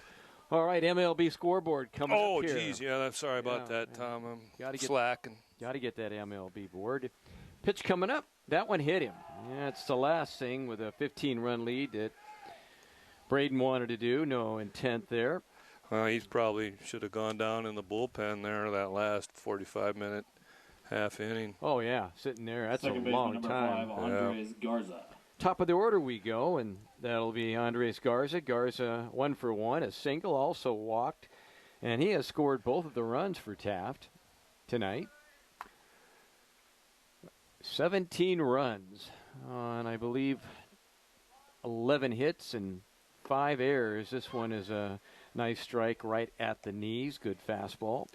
All right, Tom, so the Phillies are leading the Cardinals 5-3 in the top of the 9th. Okay. Angels beat the Rangers 4-3. Oh, boy, one-run game. The Mariners are leading the Astros 5-3, top of 8. Fastball high. We've got the Padres over the D-backs 3-2 in the top of the 5th. D-backs have won, I believe, 7 of 8. They have played real well lately. Yeah, they're one game over 500. Boy, good slider for a strike. Giants on top of the Rockies 4-0 in the bottom of 4. Marlins beat up on the Crew 6-2. Dodgers over the Reds 8-0. Well, they had a big 9th inning. It was, I believe, 2-0 going, or the 8th inning, 2-0 going into that 8th inning over at Chavez Ravine. Kershaw pitched 7 shutout innings. He looked great today. Yeah, got the win. Royals beat the Pirates 9-6. Red Sox over the Mets 1-0. Well, the Red Sox, to me, they're the surprise team so far. And is there a score in for Tampa Bay Tampa Bay and Oakland? Probably. I'm working my way down the list here. Okay. Yankees over the Orioles 7-0. It was the Nationals over the Blue Jays 8-2. That is ball 3. 3-2 the count to leadoff man Garza. The Rays over the A's 2-0. Man, that's 3 losses in a row for Oakland after winning 13 in a row. Yeah, well, it's about time they came back to earth. They 2 one-run games in that Tampa series. This one hit foul down the line. Jimenez gives chase, but he'll run out of real estate down that way, and we'll reset and try it again at 3-2. 17-2 our score, and we promise there's going to be on the 11th of May a couple of great games against COS. Looking forward to that. Yeah, that's going to be a whole different feel for sure.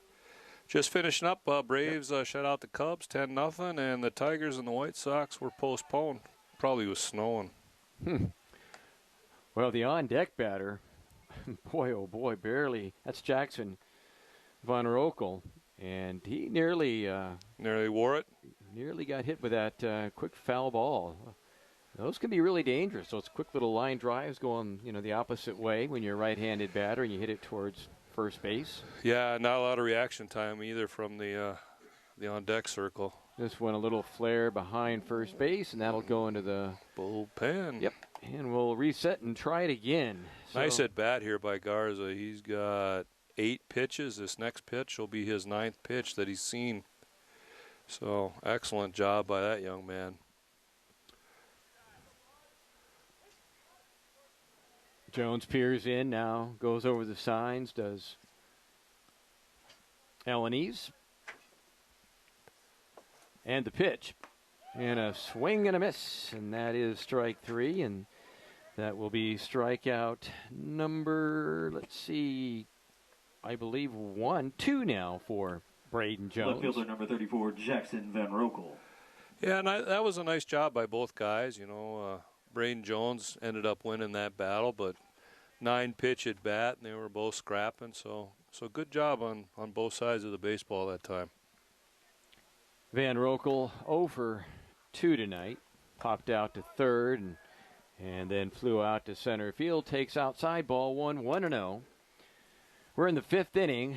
It's all Coso tonight. They lead it 17-2. This is the 3rd time this year the 2 teams have played. And the pitch, that's outside. That's where Elanese set up, and the count now 2-0. Yeah, and I think what's interesting, Tom, when you look at the lines here, I mean, Cerro Coso has 17 runs on 10 hits and 5 errors. So. And the pitch, that one low. 5 errors, 4 on Taft, on correct. Taft, yes. So, yeah, so I mean, Cerro Coso, the recipient of 17 runs on only 10 hits. Yeah, and not to be mean, but fundamentally, Taft has a lot of work to do, especially on their relays and cutoffs. They just, and win not to make maybe an extra throw, and that's ball 4. So 2 runners on for the Cougars. Yeah, you're exactly right. And I think a lot of that comes down to experience. I mean, you got to have guys that have played out there enough to realize, okay, I have no chance to get that guy at second or third or wherever. I'm just going to hit my cut man and try to limit the damage and keep that guy at a single instead of giving him an extra base. Good point. Christian Wilson, a double and a single tonight, 2 for 2. Jones says yes. Quick look back at second. And the pitch. And a swing and a miss on a low, looked like maybe a little cutter that dropped there. Yeah, that was a nice pitch. That looked like the bottom fell out of that. And Christian Wilson is probably thinking the same thing. Like, where did that go? Wilson bats in the number 3 spot for Taft. Jones ready. And the pitch. That one low. Nice stop again by Jackson Alaniz. Yeah, Jackson does a nice job back there. I think fundamentally, he keeps everything square and controls what's going on. 1-1 pitch coming up from Braden Jones. Started the game with a 9.95 ERA. 1-0 record. And here it is. This one outside. Nice job by Alaniz. Good backhand to keep that one from going to the backstop. And count now 2-1. 2 men on. Taft trying to make it a little bit more presentable for the box score. They're down 15 runs here in the 5th inning. Yeah, I just got to start chipping away, 1 or 2 here, and I can do that repeatedly. It might get interesting later. And this one low. Well, if it gets interesting later, Coach Scott's going to have these guys out doing sprints till midnight. Guaranteed. Yeah. Or the field will never look better after they're done. Better after, going over that manicured grass at 4 in the morning. Yeah. Pitch on the way. That one low. Nice job by Alaniz again to backhand it. And now the bases are full of Cougars. And all for free.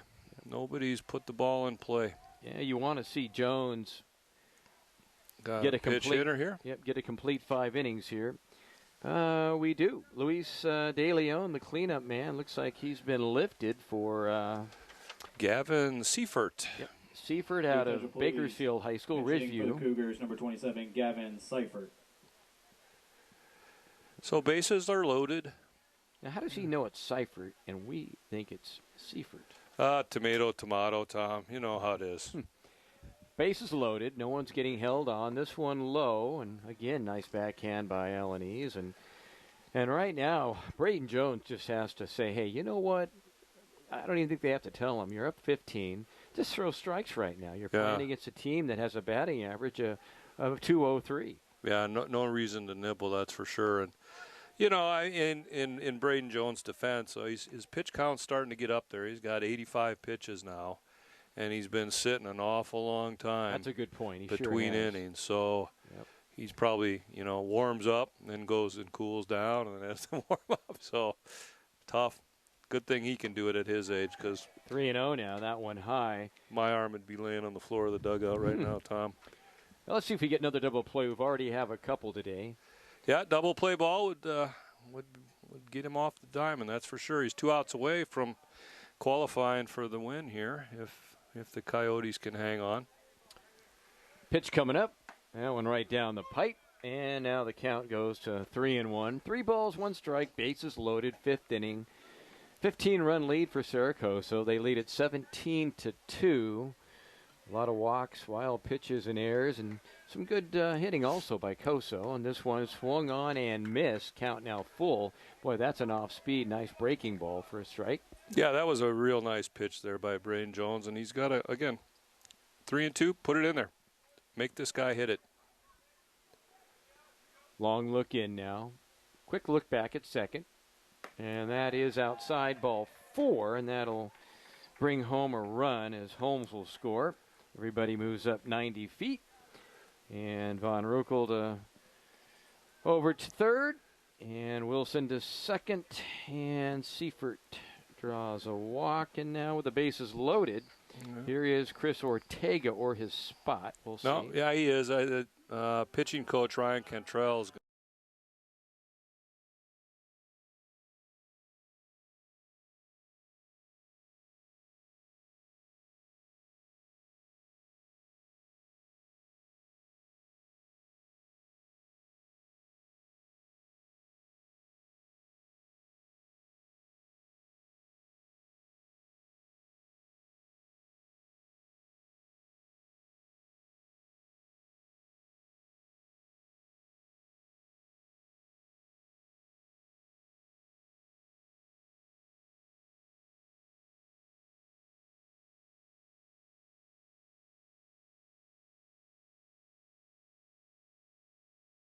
Ortega got on a fielder's choice, also grounded into a 6-4-3 double play with 2 on.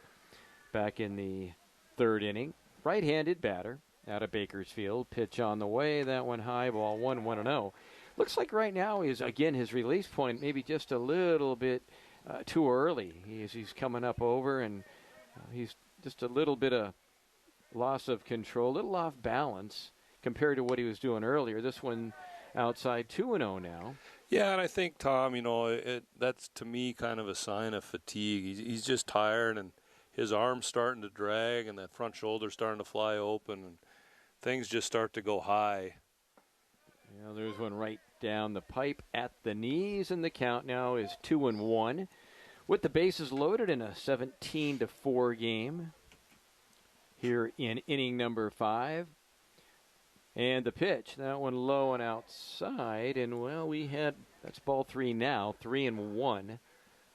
Yeah, don't want to walk another guy across. That might get your coach out there to say, well, too bad, you're not going to get a chance to qualify for the win. 3-1 pitch coming, and that one is hit towards the middle. Oh, nice play. Oh, Reyes flips 1-2 double play. Oh my!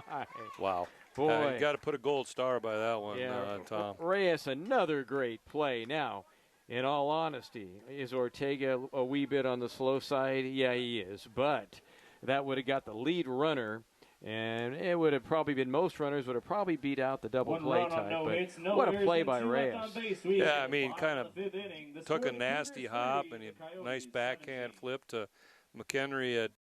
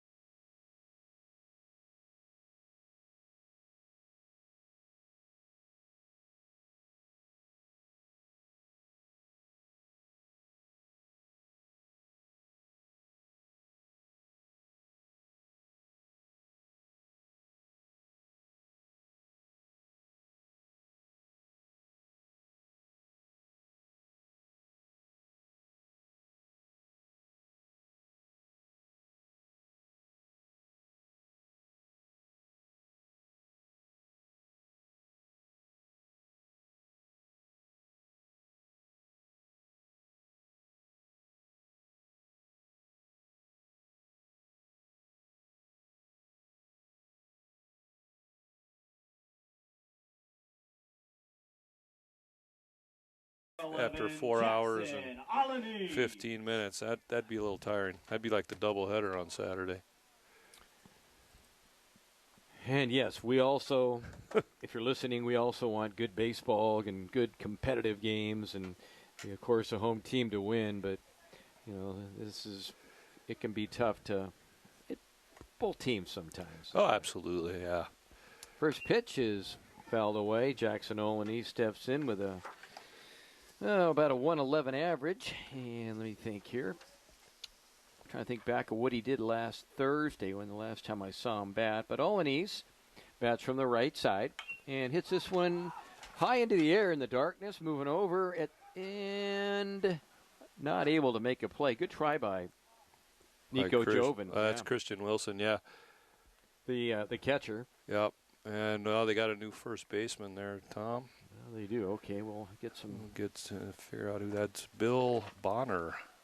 So Bill Bonner now for Ortega, and he gave chase also. And and that should have been his ball. I mean, that's Christian Wilson from behind the dish made just a valiant effort there. Went out, slid, tough play, and Bill probably would have had a little bit easier look at that. Maybe. Absolutely, yeah. Bonner had way by far the best angle. He probably just didn't pick it up. This one hit White a third, Logan throws this one into the bullpen, and going to second base will be Alaniz. They throw down to second. He dropped the ball. And they would have had him out at second had they not dropped the baseball, if the ball stayed in fair ground, and I think it did as it went all the way down to don't think it went into the bullpen, so. No, I don't think so. Yeah, they hustle over, and Michael Dorr. I'm sure Jackson Alaniz is going to hear a little bit about, hey, we can wash your uniform. You don't want to get into those bad habits because, in a tight one, a nail biter, when maybe you're the go-ahead run or the winning run, you don't want to be in that bad habit of just sauntering into second thinking you got it. And the first pitch is a strike to Michael Dorr. Yeah. And we'll give that last play in air all the way on. Throwing air on Blake Logan. Yep. And maybe you could also make a point for an error on Garza for dropping a ball that he would have had a put out at second base on the runner standing up coming in. This one hit foul wide, and no effort that time by Jeremiah Johnson. So perhaps those hands still a little bit smart. Yeah, he's got to work on his range over there. Maybe when you get home, you can. We'll debrief that, Tom. Hit some fungos at him. Yeah, we'll be out in the backyard here in the middle of the night. Neighborhood association might complain, but they'll get over it. We got to understand that it's baseball. Nice pitch. A swing and a miss. A good off-speed pitch. First strikeout by Janetta Yamasaki, and there is one out here in the fifth inning. Second baseman number 5, Johnny McHenry. And top of the order, John McHenry comes up.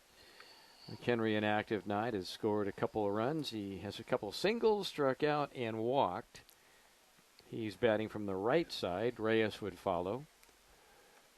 And a big swing and a miss, and the count 0-1. And hat's coming off without any wind over there. Yeah, that's. Yamasaki's got the hair issue going. Yep, the long hair look. Yeah, it looks good, but I wish I had that much. I'd wear it that way. I'm not going to say anything. If I had more hair. And this one is swung on and missed. Boy, pretty good pitch that time, right on that outside part. A little bit of movement to it, and the count 0-2. Yeah, and it looks like Jinta Yamazaki's maybe starting to kind of settle in now, getting a little bit of comfortable. His delivery looks a little bit more free-flowing, not as mechanical. He's just kind of letting it go, and he's getting some nice results. Pitch coming up. This one hit wide, foul, first baseway. It'll be out of play, and we'll reset and try it again at 0-2 here in the fifth inning. 17-3 in favor of Cerro Coso. They have trailed 1-0 in the first inning, and after that, it's been all Cerro Coso, helped by 6 errors from Taft. Yeah, it's kind of indicative that it hasn't been going your way when you have twice as many errors as you do base hits. And the left-hander ready, set at the belt. Here it is. And that is a pretty good-looking pitch that was taken by McHenry. Yeah, that was that looked pretty nice. Must have just been a little bit high. So Johnny waits.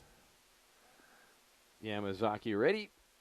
And a swing and a miss. Came right back with him on that breaking ball. 2 down, and in all fairness to Yamazaki, shortstop number 9, Luis had that Reyes. error not have had the routine ground ball, been a good throw, the inning would be over. Be the first 1-2-3 inning of the evening, but. Right, yeah, I mean, he would be out of it on about 12 pitches, and you can't ask for anything else. Yeah, extra baseball, as you mentioned, and Luis Reyes, a guy you don't want to have come up, takes strike 1. If I'm charting guys here, and I'm the Taft coach, I'm like, all right, I want third baseman and shortstop to stand about shoulder width apart in that 5-6 hole, because Luis Reyes is wearing that piece of real estate out. And the pitch by Yamazaki way upstairs, breaking ball, and that one maybe slipped out of his hand. 1 ball, 1 strike, 2 down, 5th inning. And as mentioned, this could have been a 1-2-3 inning. That would have been the first of the evening. Yeah, and on that throwing there by Blake Logan, I mean, that's hit pretty well, left field. Back Van Winkle, and this one is gone. That's a 2-run homer. And just kind of what you were saying, you leave the door open and you allow the 4th out, and Reyes will make him pay. So Reyes now 3 home runs in the last 2 games, and that one was laid right over the plate. It's now 19-3. Yeah, I mean, they couldn't come up with a better illustration of how, those free bases. Third baseman number 6, Anthony Davis. And here's AD coming up. Anthony on by an error, also a fielder's choice, and walked. Bats from the left side with 2 outs. Bagshaw would follow, and ball 1 low, and 1-0 the count. Tom, we've got a new left fielder there, Gavin Seifert, who batted last inning, is now in left field. All righty, and that went inside. Ball 2, 2-0.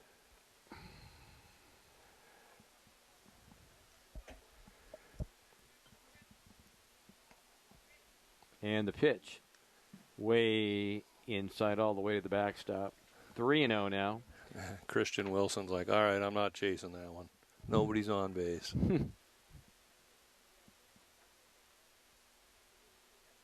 Well, I can't blame him.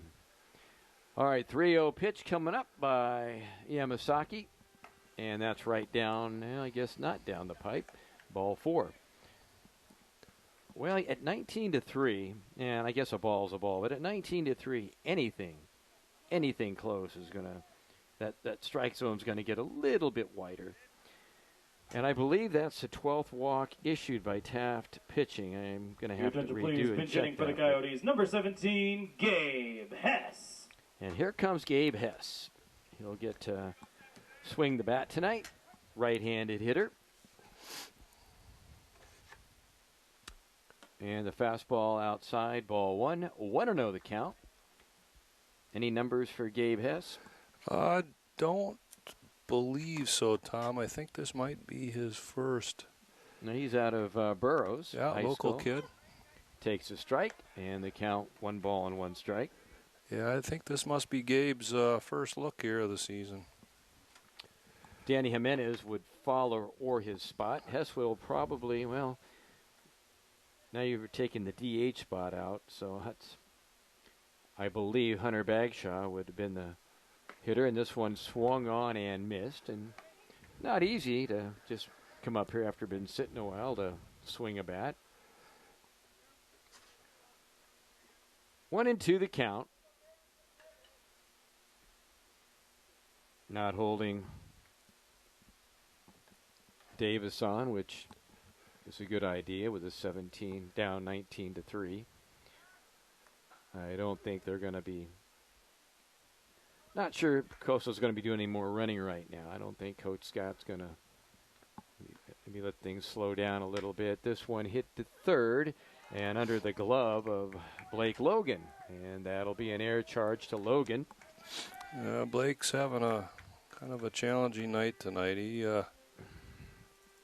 He played pretty well defensively the first game, and tonight's First baseman number 34, Danny Jimenez. Izzy Halton is a Taft Cougar who played third base in the game on Monday. And now here comes Jimenez. And that is air number 7 for the Cougars. And that one high. And I think all the Little Leaguers could tell you that, Blake Logan just tried to, ole the baseball. He needed just to center his body. He had time to do that. It wasn't hit that hard, but these things happen. Pitch on the way. That one is a strike on the corner. And the count 1-1 to Jimenez, who on the night has scored twice, on twice by errors, and walked. Yeah, on that one, Blake, he stopped moving his feet, and he kind of reached for it and said, I'll just backhand it, when he could have just taken another step or two, got in front of it. And he had plenty of time, too, with Gabe. Not the state 100-meter champion. So, again, experience, kind of got to know who you're dealing with and what's going on here. 1-2 the count. 2 runners on, 2 outs, 5th inning. And there is strike three called. Nice pitch by Janetta Yamasaki. Very nice pitch. Well, the Coyotes do get a couple runs. The big blow, the home run by Luis Reyes. 5 in the books. It's all Coso. They lead it 19-3. 6th inning coming up. This is Coso Baseball right here on 1240 AM.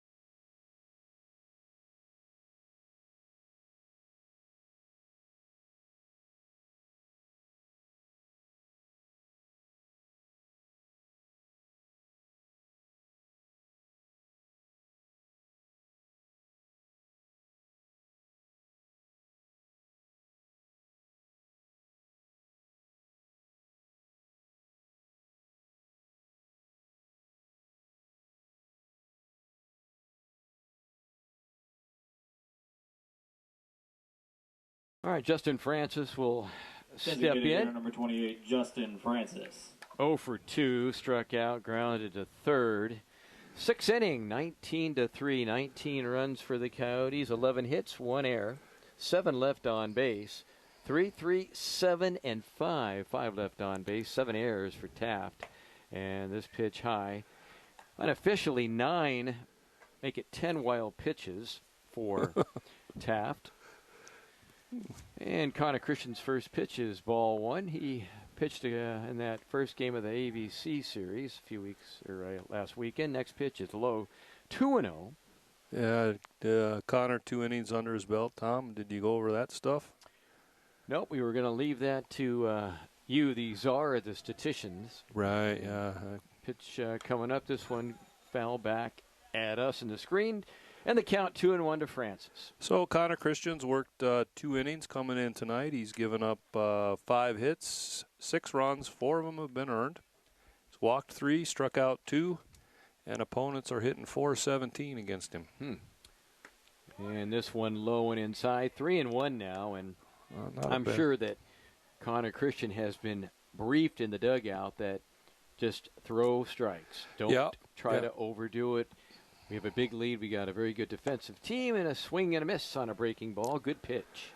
Yeah, absolutely. You know, wear that strike zone out and let the Taft guys get some hacks at it. And Connor from New Caney, Texas, right outside of Georgetown, not too far away from Austin. And that is just overthrew that one a little bit. So a walk charge to Christian Connor. And let's see, that is walk number 12, Blake Logan. 5 for Cerro Coso pitching. The first for Christian.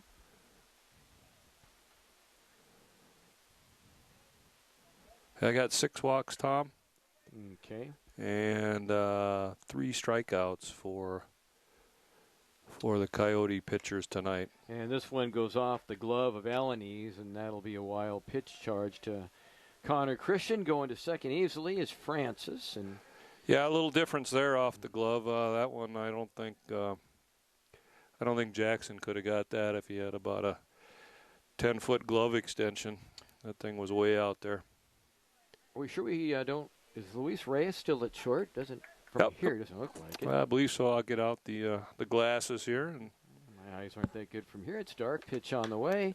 This one lifted to short center field. Let's see if it'll hang up long enough. It does for Jackson Holzem, and that is the first out of inning number 6.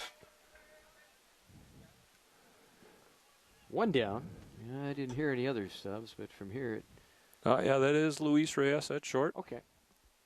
Shortstop number 3, Julian De Leon. And here is Julian De Leon. Luis listed in the roster, but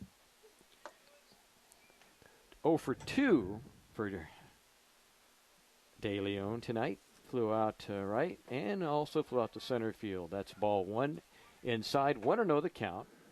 Yeah, they've got 2 De Leons, Tom. One from Las Vegas, which is Julian, who's hitting now, and then Luis De Leon's from Greeley, Colorado. And a big swing and a miss. Boy, good fastball that time, and blew it by him. 1 ball, 1 strike, 1 down, 6th inning. And like Lee said, let's hope we can speed things up a little bit. Yeah, Christian's, seems like he's got a little bit of zip on that ball. You can hear the glove popping up here. The 1-1 pitch, here it is. And big curveball. Just does miss, and the count 2-1. That was a nice-looking pitch. It was. Outfield, out in the shadows of the dark, Bo Brooks, Jackson Holzem, Mike Doerr from left to right. Left field's always, left center's always have a bit of a dark spot. And the pitch, this one all the way to the backstop, and not much at all that Jackson Alanis could do. And moving to third is Francis.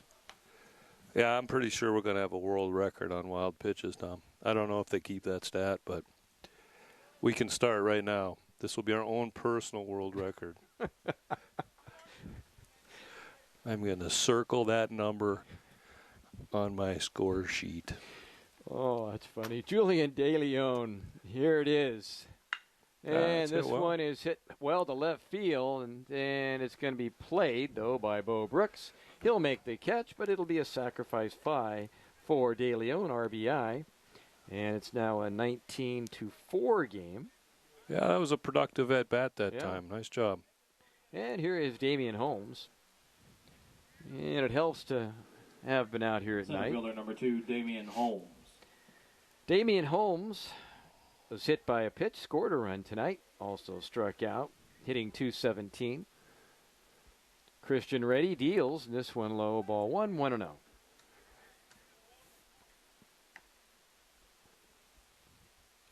You know, and as we started today, Lee, do you know who the top 2 teams with the best record in baseball were today? I know it wasn't the Twins, Tom. Well, you know, it's not good to give up on those Twins. I think you were probably young, maybe in high school in 1965 when they were down 3-0 against the Dodgers in the World Series. And here's the pitch on the way, and that hits him. It surely did. And that's the second time that Holmes has been hit by a pitch. And with 2 outs, top of the order, we go with Andres Garza coming up. And Garza's been doing a nice job tonight on base. Scored 2 runs. You weren't by any chance at the old Municipal Stadium? Metropolitan Stadium? Metropolitan Stadium, yeah. Yeah, I did see a couple games there when I was a kid. That looked like a great place to watch baseball. It was absolutely fantastic. And then, you know, when they went to that Metrodome, the Homer Dome. That was horrible. Well, they had to do that for Kirby Puckett, who hit balls out of that stadium right and left. There's a strike, 0-1 to Garza. Yeah, it just was too sanitary of a baseball environment. You're kind of like, it's like you're watching a video game or something. I didn't care for it a whole lot. This target field they're playing in now is unbelievable. Yeah, it's beautiful. Pitch on the way. That one high and outside, and trying to find the ball is Alanis. And the count goes to 2-0 now. 19-4 our score. 19 runs on 11 hits for the Coyotes.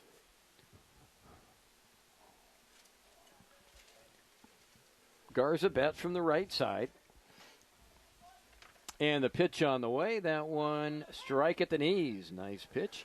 Garza's out of Highland High School, which is in Bakersfield. And 2-1. Yeah, the Homer Dome, then, boy, a beautiful facility now in the Minneapolis area. And the Twins will come around. They have too many good hitters not to. This one is hit wide of first. It's off the glove of Jimenez, but it's a foul ball, and we'll reset and go back. And very close, and Garza will try it again. Yeah, it's all where the ball is. You know, a lot of people go, well, he was standing in fair territory, but it's where the ball is when you touch it. So you can be standing in fair territory, and if you reach across like on that play that Danny Jimenez did, it's a foul ball no matter how you slice it. And going back to the World Series with the Dodgers and the Twins last time they played in the World Series, 1965. If memory serves me right, and I don't Google anything, I think the Dodgers ended up winning that series 4-3. Yeah, I believe so, yeah. 7-game series. And the pitch on the way, and this one low. And that was Sandy Koufax, right? You know, I was going to have you name that rotation, and you just hit one of them right on the bat. Sandy Koufax, and let's see if you can get another one. I was pretty young back then, Tom, like in single digits. So. Well, we all were, but. Well, true, but I'm like. But a true Twins fan will. Well, yeah, that's true. Yeah, I should know.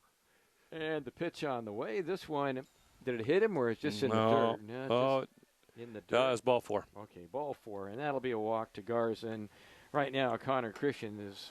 Not what he wanted to come out and do here, that's for sure. First now and second with 2 outs. He's thrown 22 pitches, Tom, and only 8 of those have been for strikes. Well, here's Jackson Von Reckel, and he, in this game, fouled out to third baseman Anthony Davis, flew out to center fielder Jackson Holzman, then walked.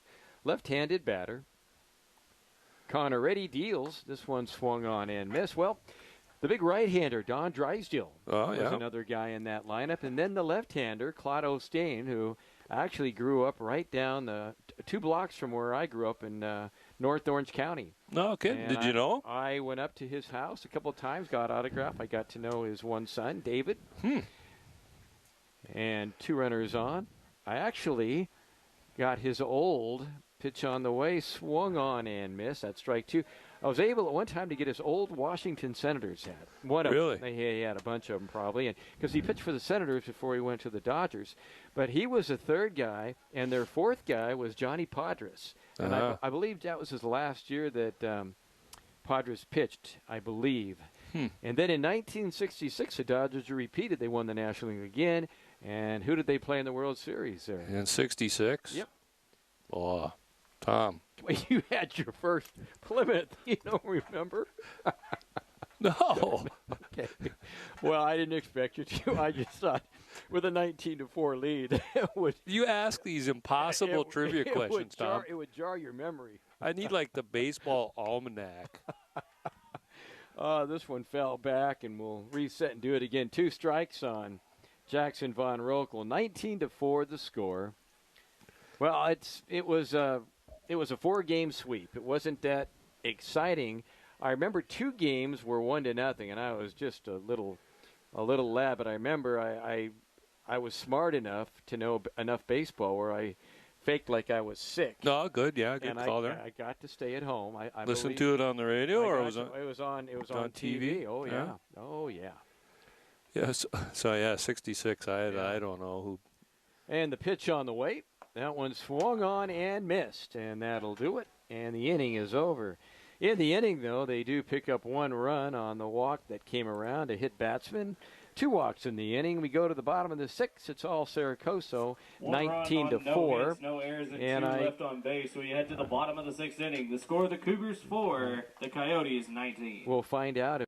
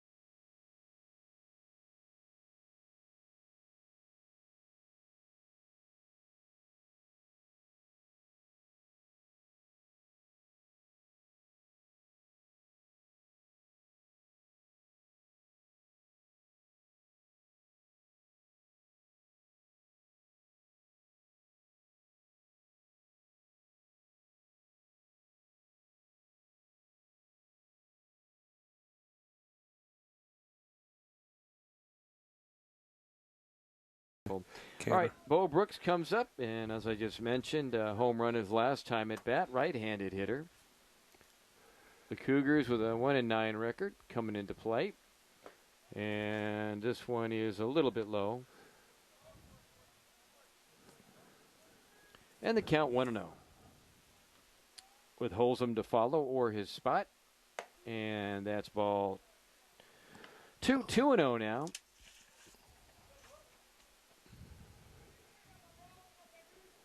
Yeah, this will be Alex Hunter's thrown 7 innings so far on the season. Giving up 10 hits, 10 runs, all of them earned. He's walked 8, struck out 9. Okay.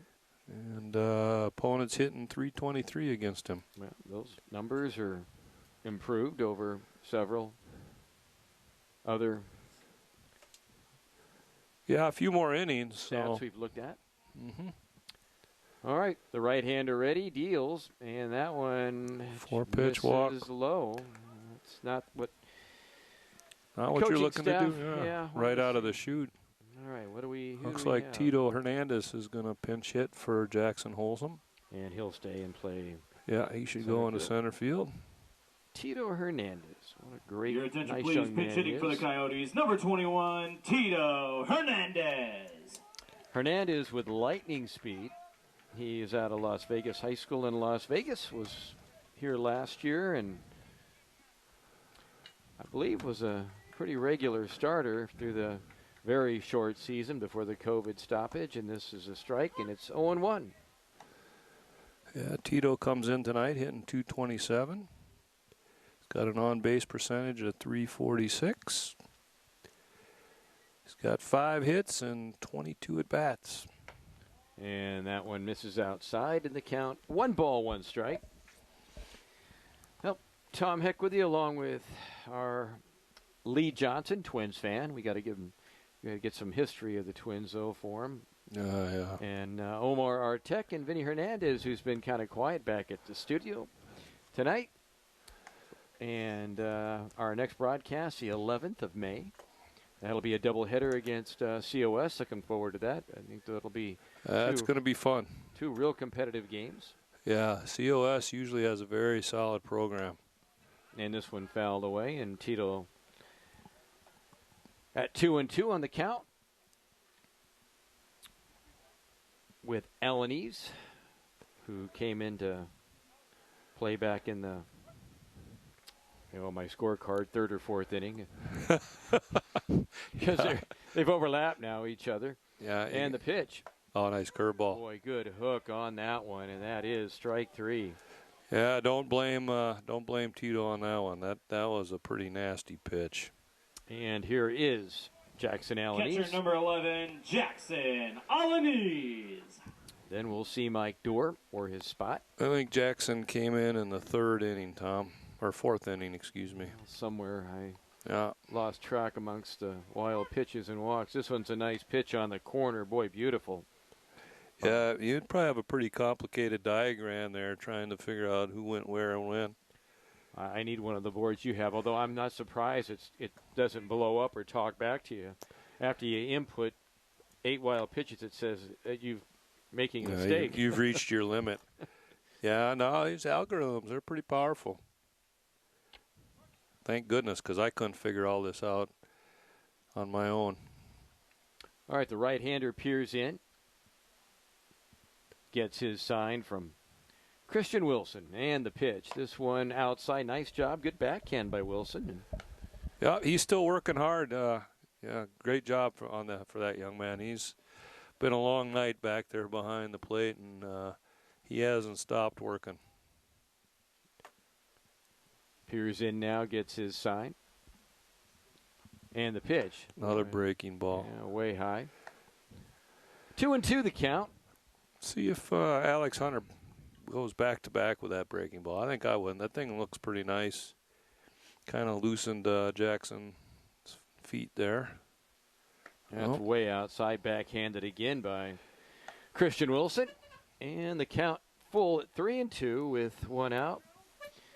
A walk, a strikeout, and Alanis, in the number 8 spot in the lineup of Coach Scott. And the pitch, and a swing and a miss. Good location and good velocity, and that's the 2nd out.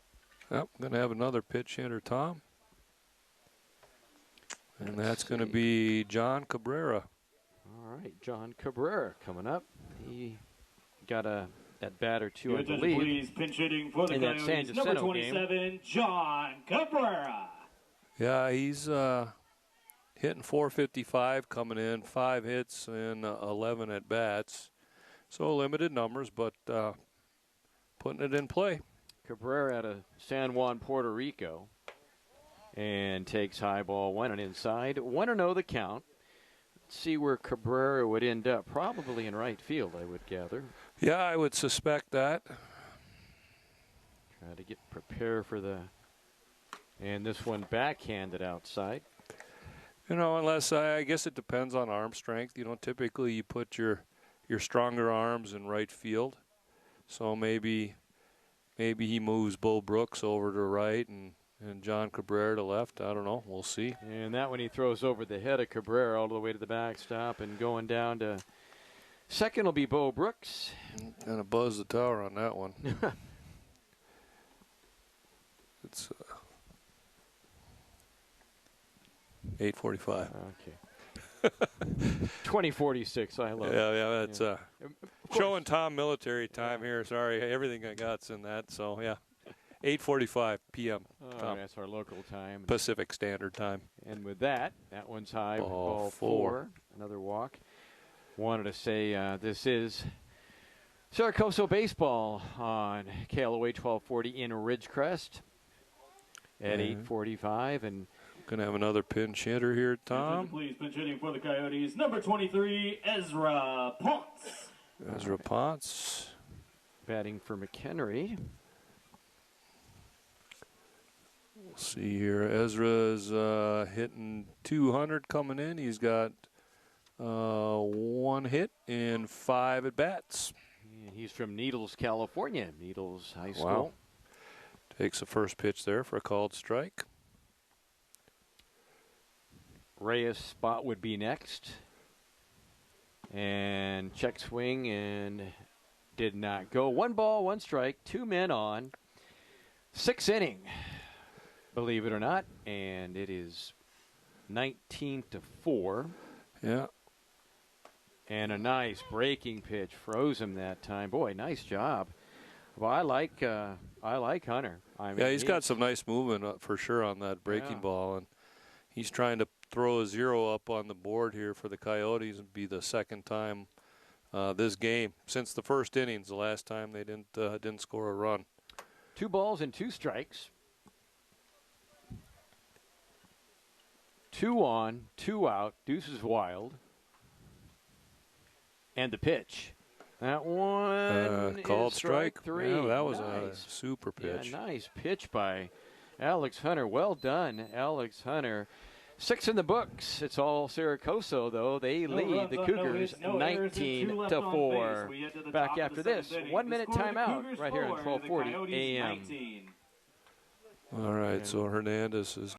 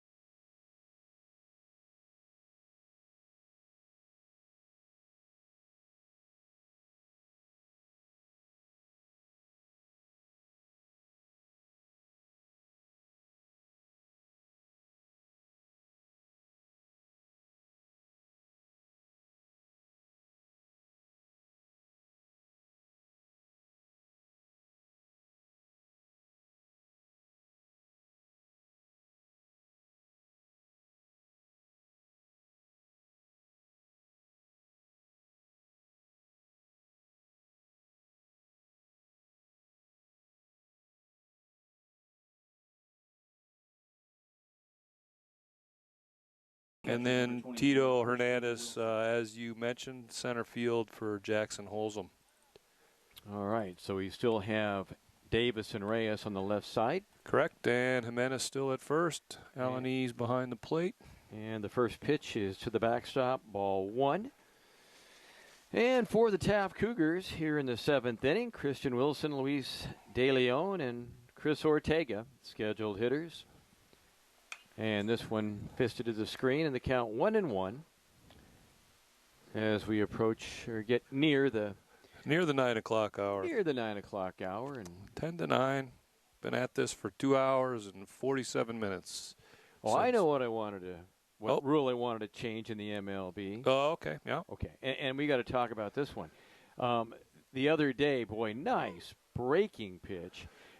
If you throw a no-hitter through 7 innings, and Baumgartner? It's a game, Baumgartner, Yep.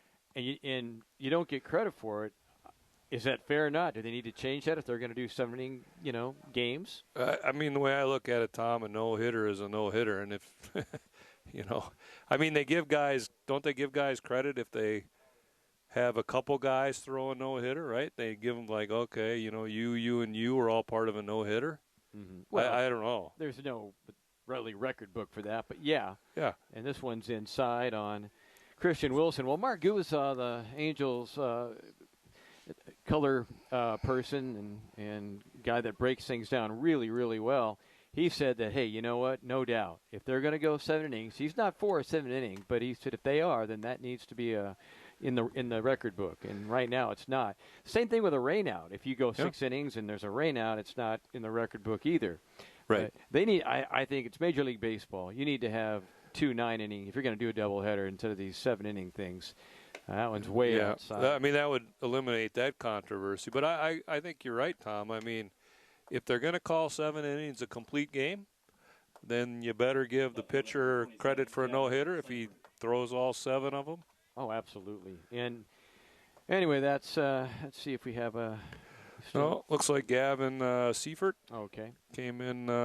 In the 5th inning, I think. Yep.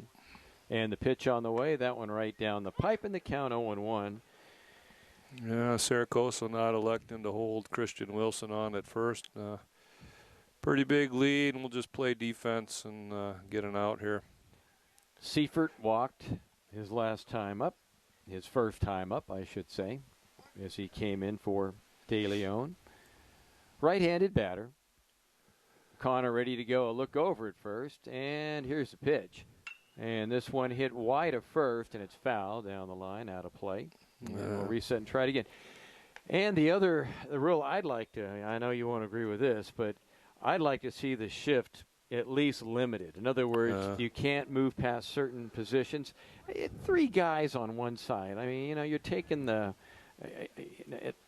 it's disadvantaged to a right-handed hitter, I think, or the other way. Yeah. Pitch on the way, that one all the way to the backstop. That's another wild pitch.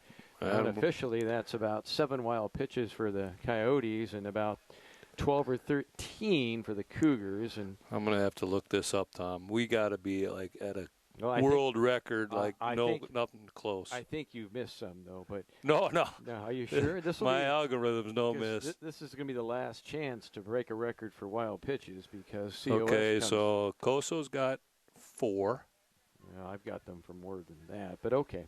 And that's a strikeout for for Seifert. And 7 for Taft. So a total of 11 wild pitches so far.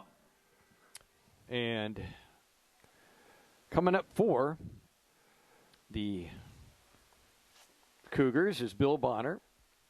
Came in as a pinch hitter and hits this one foul. So walk, a strikeout, wild pitch. Okay, Omar is pulling up the wild pitch world record.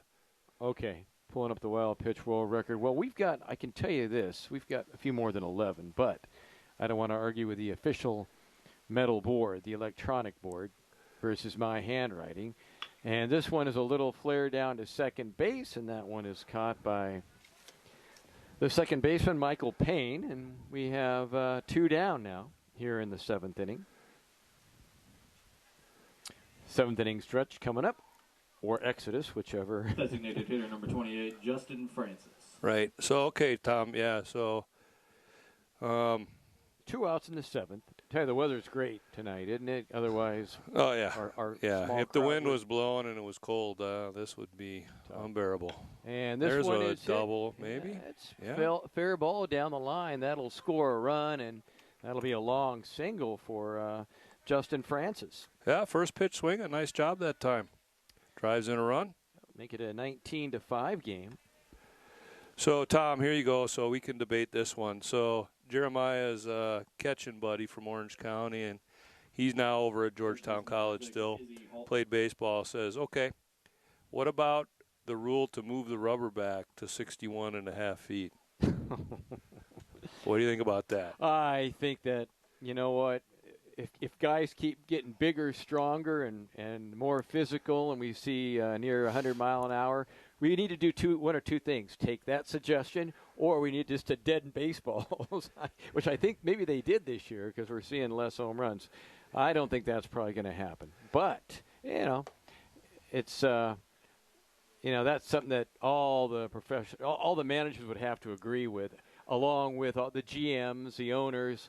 They'd have to have almost a unanimous, decision. But it's a thought, and maybe that would put more. I don't know. It'd make it maybe harder for the pitchers who right now and on some teams are struggling anyway. Well, and to me, it's like I would love to know what the rationale is, or what is the objective. What does moving the rubber back 1 foot do for you? I mean, when you're like 14, that's huge, right? Because you can't even hardly get the ball to the plate anyways. But you're right. These major league guys that hunk it up there at 100 miles an hour, they're like, oh, I'll back up a foot. I don't care. Francis walked, so first and second on a pretty good last pitch by Connor Christian. But that's a thought. I don't think that's going to happen. But I do think they need to review the 2-7s. Absolutely. Pitch on the way and a little number towards short. It's going to be a tough play. Yeah, but I know he'll make it, and he does. I mean, Luis Reyes, absolutely an all-star at shortstop. So 6-3 made that play look easy, and we head now to the stretch half of the seventh inning. And we'll have Luis Reyes or his spot, Anthony Davis, and Hunter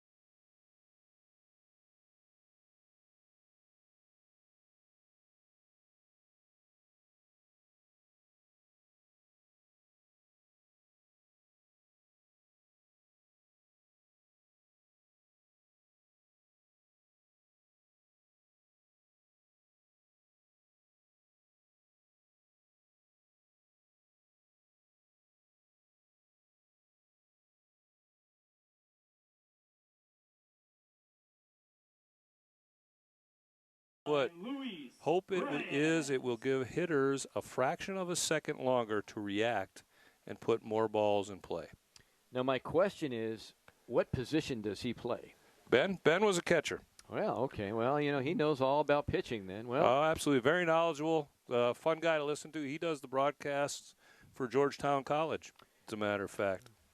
Well, then I would say that as a catcher, I'd say you have a vote in that if it ever does come up, because It's a good point. I mean, have you ever stood up there with somebody that throws 100 miles an hour?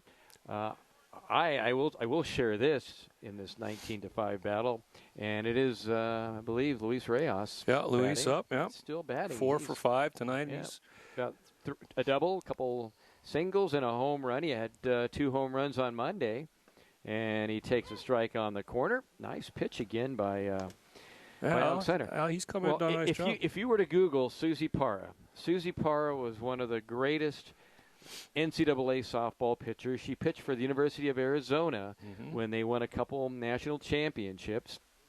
And this one is swung on and missed.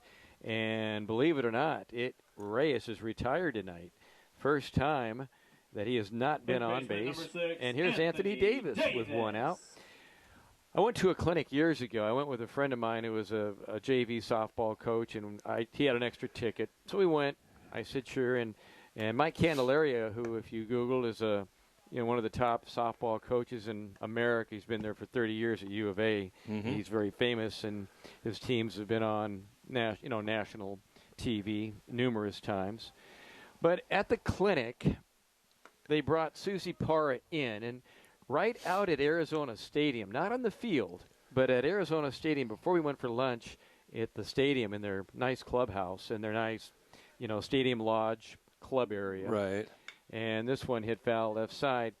Susie Parra, came in, and she was going to demonstrate to the coaches, the different pitches she has. So Candelaria asked for a volunteer. And I was the closest person almost to where they put the little rubber, plate by where everybody was standing. And he said, "Sir, could you help us out here?" And pitches a ball to Anthony Davis, and the count 2-2. We'll get the pitch, and then I'll finish this interesting story. Alex Hunter peers in, and the right-hander, who's been pretty successful, deals. And that could be called strike 3, but it's a little bit inside. And AD will live for another pitch at full count. Anyway, Susie Parra, who later was a pitching coach for Cal State Fullerton and a few other NCAA programs, pitch on the way. That one golfed to left field, and it's going to be caught by Seifert. Had to wait to see if he would hang up long enough. It is 2 down in the 7th inning.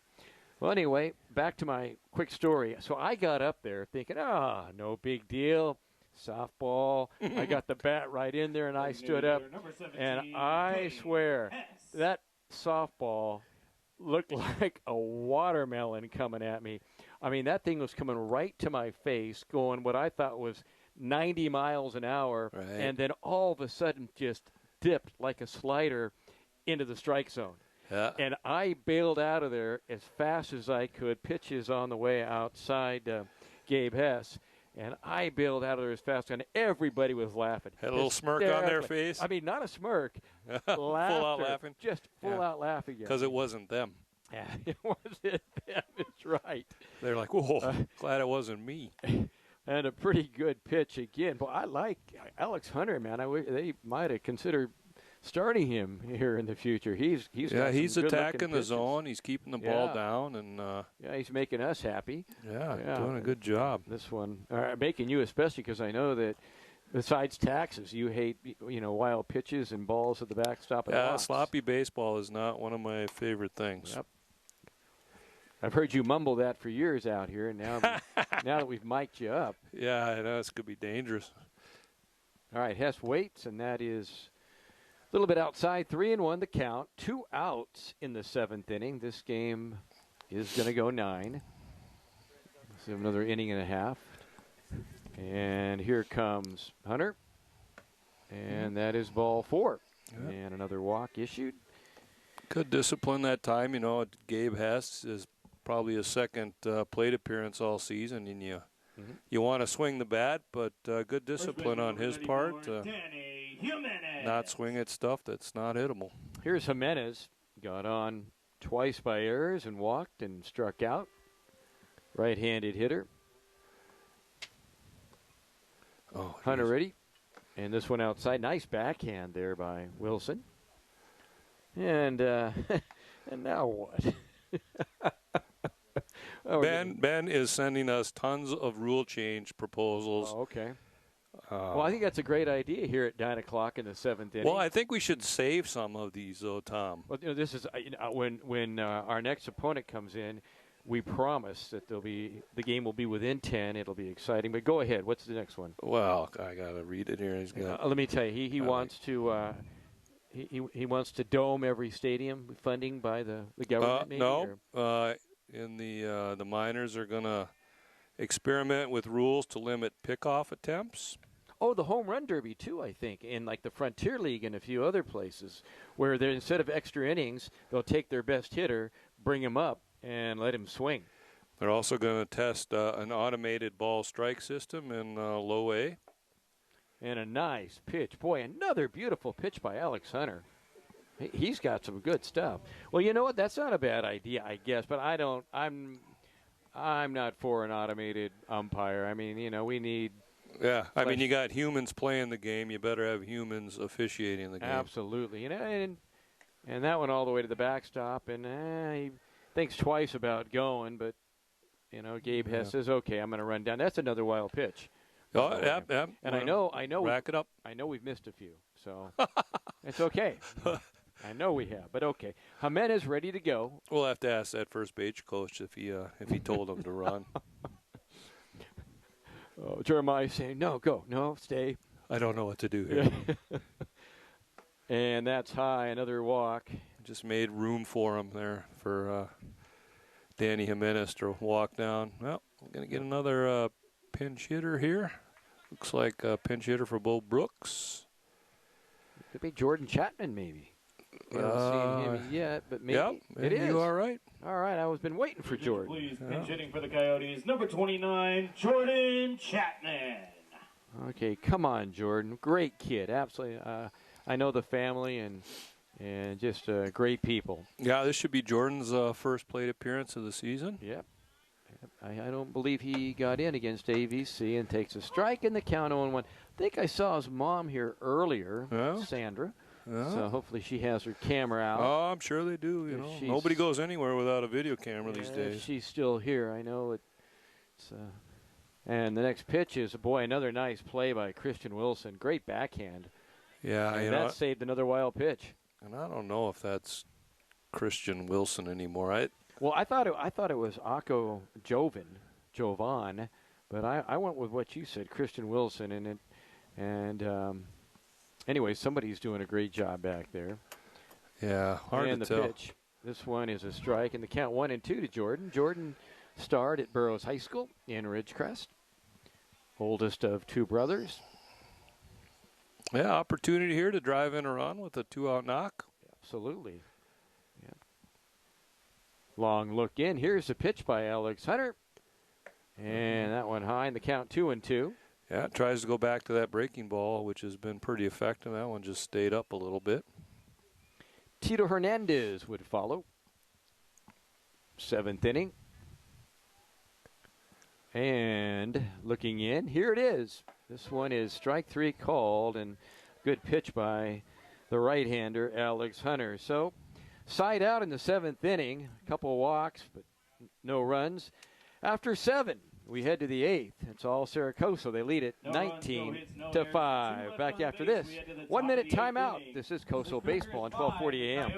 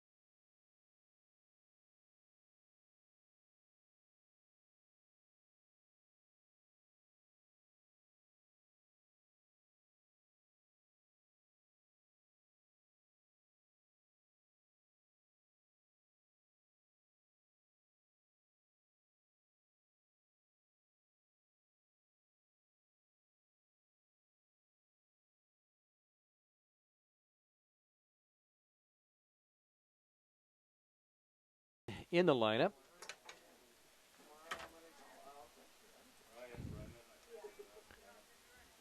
And looking in, getting his sign is Christian. And this one is a little bit low. Ball 1-1-0 on the night. Holmes struck out, hit by a pitch. In fact, he was twice hit by a pitch. And actually, I had, well, that's how bad my scorecard is. Boy, a pretty good breaking ball. I think it stayed a little bit low, though, and it's count 2-0. Outfield straight away.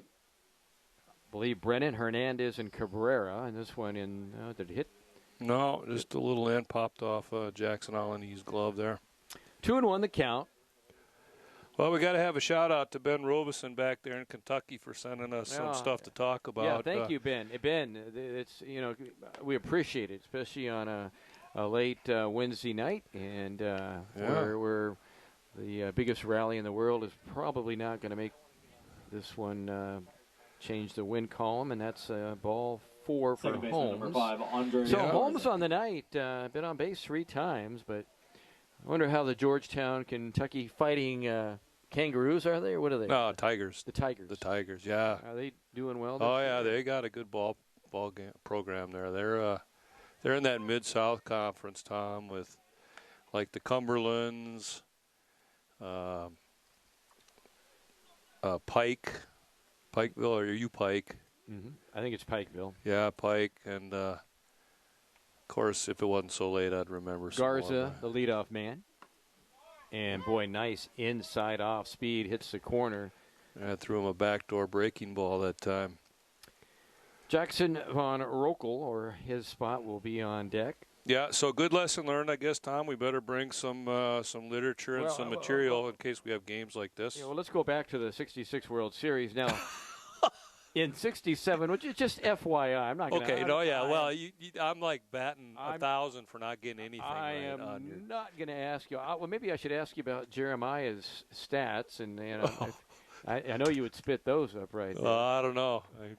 And that one is just inside missed. And give the umpires credit too. I mean, it's hard when you've been on your up and down for 3 hours. It's not an easy thing, especially when you've had guys that don't have a lot of control. I mean, it's tough. It's not easy. Yeah, you're right, and good on them. I mean, good integrity. They're like, hey, this is the zone. I'm not gonna make adjustments based on the score. Little flare to center field. It dived. Did Tito get it? It got by him. Well, nobody knows where it is, including the runners, which is a little problematic, but they figure out now the ball got by, and I couldn't tell from here. Yeah, Tito made a dive, and it hit a little bit in front of his glove and then scooted by him, so I was going to score that a double. Yeah, I will too. I will also. So second and third, and here comes Jackson von Rokel. Jackson von Rokel. 19-5 our score. There's great baseball back in the Southeast, and with the NAI, pitch on the way. And this one outside. And at one time, speaking of the NAI was probably the second, besides NCAA Division I, most prestigious tournaments, including baseball, but for sure basketball, before half the NAI ended up going Division II, NCAA. Right. But if you went back to the late 70s and even up to the mid-'80s, late 80s, actually through the early 90s when there were 32 districts, the NAI was just tough as could be in really all sports, because you had 32 districts, and when they had their district championships, you had one team per district that got to go. So quite a... All right, so here we go. Roby, as he is affectionately known, just sent Georgetown's baseball record, 30-16 overall, 17-9 in the Mid-South Conference. That's for third in the conference right now. Some of the schools: Cumberland's, Freed, Hartman, Lindsey Wilson, Shawnee State. There's some good baseball. You go watch those guys play, and they're solid. Yeah, Shawnee State, I believe, is Tennessee, and Hardin Freeman, I believe, is Tennessee also. Yep. And that's ball 4, and that's another walk, and Coach Scott may lose his patience here, and the bases now are loaded. Nobody out, 8th inning, 14-run lead, and the motto is just throw strikes. Number 9, Nico Chauvin. Okay, so yeah, there we go. Here comes Nico. I thought it was Nico. I've been calling his name some. Yeah, you've been calling Christian Wilson Nico. I think most of the night. That's okay. We know who you're talking about. Well, I started with Nico, and you said Christian Wilson. Then I'm thinking, okay, he never misses anything, so we went back to Christian. But both guys, all right, both guys done a great job tonight. All right, so Nico takes ball 1-0 with the bases loaded. Yeah, that Mid-South Conference, they got like Kentucky, Tennessee, Ohio, those areas, and it's some good baseball for sure. I think Christian may be wearing out a little bit. He looks really tired on his delivery. 2-0. Yeah, his 60th pitch is coming up here, and for a guy that's only thrown 2 innings coming into tonight. There's a strike at the knees. The count 2-1. Probably stretching him out a bit. Looks like they're tossing the ball around down in the bullpen for the Coyotes. Well, the late night outfield out there at Brennan, Hernandez, and Cabrera, left to right. Pitch on the way. That one popped up. Infield fly rule, yeah. Yeah, that'll be the first out of the inning on a 2-1 pitch he swung. And that one, pretty good pitch to swing on. And that's a little F4, fly out, second base, 1 down. And here is Seifert, I believe, batting still. It is. Yep. With 1 out, bases full of Cougars in a 19-5 game. Right-handed hitter. And the pitch on the way. That one, check nice swing. Pitch. And, yep. boy, nice pitch right on the inside part of the plate for a strike. Anyway, 66, 4 straight games the Orioles beat the Dodgers. Just boom, it was boom, the boom. Orioles, huh? It was the Orioles. Yes, it was. And this one low. And a guy you've heard of, I think, had a great series, guy by the name of Brooks Robinson. He's okay, yeah. Yeah. And a guy named Boog Powell. Boog Powell, yeah. Davey Johnson, second baseman. Yeah, I think the thing that I always remember about Boog Powell is looked like, he always cut his sleeves off with, like, the scissors, Yeah. And had, like, massive arms. And let's see, at shortstop, Mark Belanger. Wow. Paul Blair played the outfield. And the pitch on the way. This one is, did he go? And the umpire says... I'm not taking my hands out of my pocket is what he says. Yeah, he's evidently not. So I guess that's a ball. Okay, here we go. Roby, man, this guy is all over it. How come Roby's not in bed? It's after midnight. Didn't he have an exam in the morning or anything? Or I know, it's a school night. Oh, it's a school night. This went all the way to the backstop, and guess who's going to come get it? It's nice, great hustle there by Connor Christian, as I think... I don't think that's Jackson behind the plate anymore. Well, that... Elenies, whoever is catching, didn't know where it was, so... Count is 2-2. 1 out, bases loaded, 8th inning, 19-5 Coso. So Roby just sent me Jeremiah's stats from Georgetown, but oh boy, I'm not going to read them. Ah. Pitch on the way. This one is hit foul. The count now 2-2. Now in that series, though, in '66, it was a couple of heartbreaks. I remember a couple 1-0 games, and I believe '66 was the last year that Koufax pitched for the Dodgers. Don Drysdale also had a loss, I believe a 1-0 loss. Huh. And the pitch on the way. This one is hit foul, third base way. Yeah, Don Drysdale actually was a Dodger broadcaster, and he was an Angel broadcaster, and was actually with the Dodgers when he passed on. He was an active Dodger broadcaster.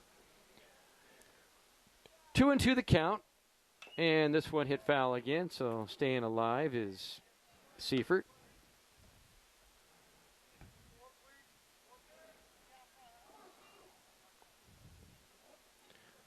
Well, all I know is this. When you're up, you're quite a fan in a 19-5 game past midnight. I don't care if your best friend's coaching at first or not. Pitch on the way. That's outside. Ball 3-2. Okay, Tom. So Roby's sending me some trivia questions that he has for you.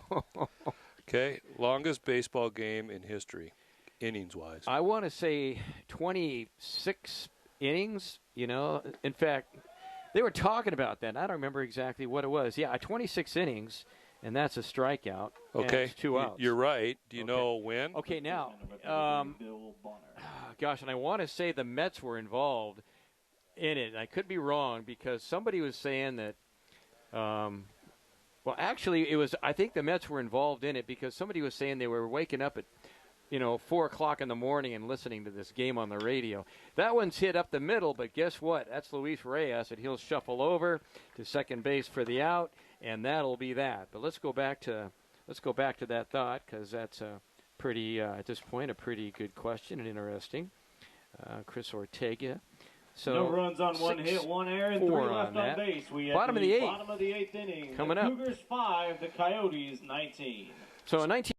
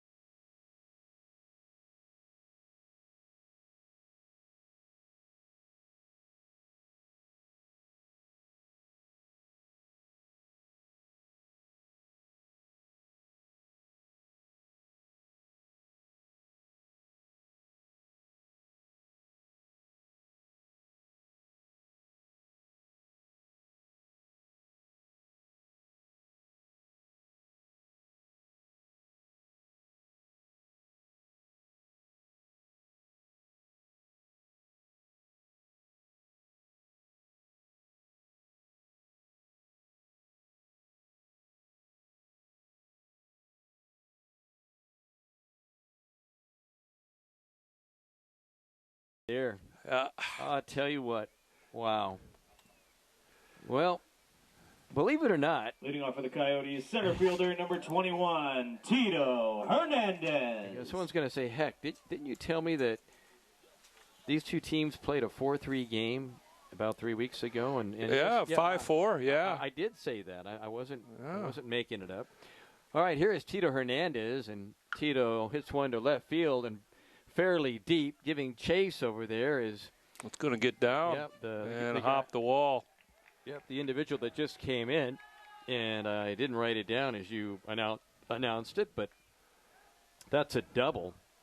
Yeah, Tito Hernandez, Gavin Seifert in pitching for Taft. His first pitch was a strike, but it bounced over the left center field wall. Well, all I know, Tom, is I'm going home, and not tonight, but tomorrow I'm ordering a baseball trivia book from Amazon. Oh, boy. All right, who do we have? We have a right-handed batter. Oh, John Cabrera. No, I think that's... Not John Cabrera, who came in for Doer and we got for a number. That's Jackson Alaniz. Okay. All right. Where did I okay, you're right. I'm one spot up in my book, which is right now looks like, and this one popped up. Catchable, hopefully, and a trio of Cougars.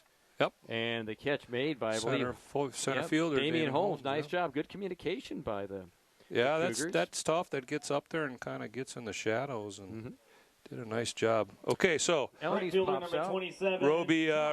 keeps him coming here. Yeah, and here comes John Cabrera, right-handed batter. Okay, so longest game, Tom, time-wise. Oh, that's is that tonight? No. Well, that could be. We're knocking on the door. It seems like. At least that's what my backside is telling me. And I'll bet whatever the answer is, I'll bet there's probably about 15 games that come within 2 minutes of this. Well, it's got to be 5 hours and something. I'm going to guess 5 hours and maybe 35 minutes or something to that extent. We'll go now 8 hours and 6 minutes. I would never got that one. This one hit to third. Nice play there by Helton. He throws high, and they got him at first base. And no one's going to argue either way. Nice job by Bill Bonner on first there. Nice job by Bonner to keep that foot and get the glove out. So 2 down now.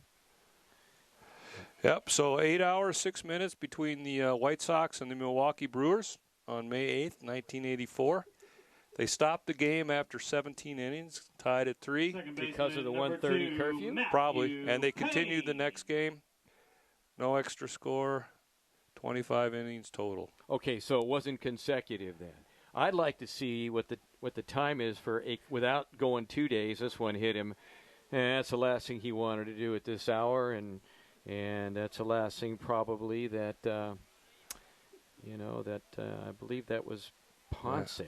That was Matthew Payne. Matthew Payne.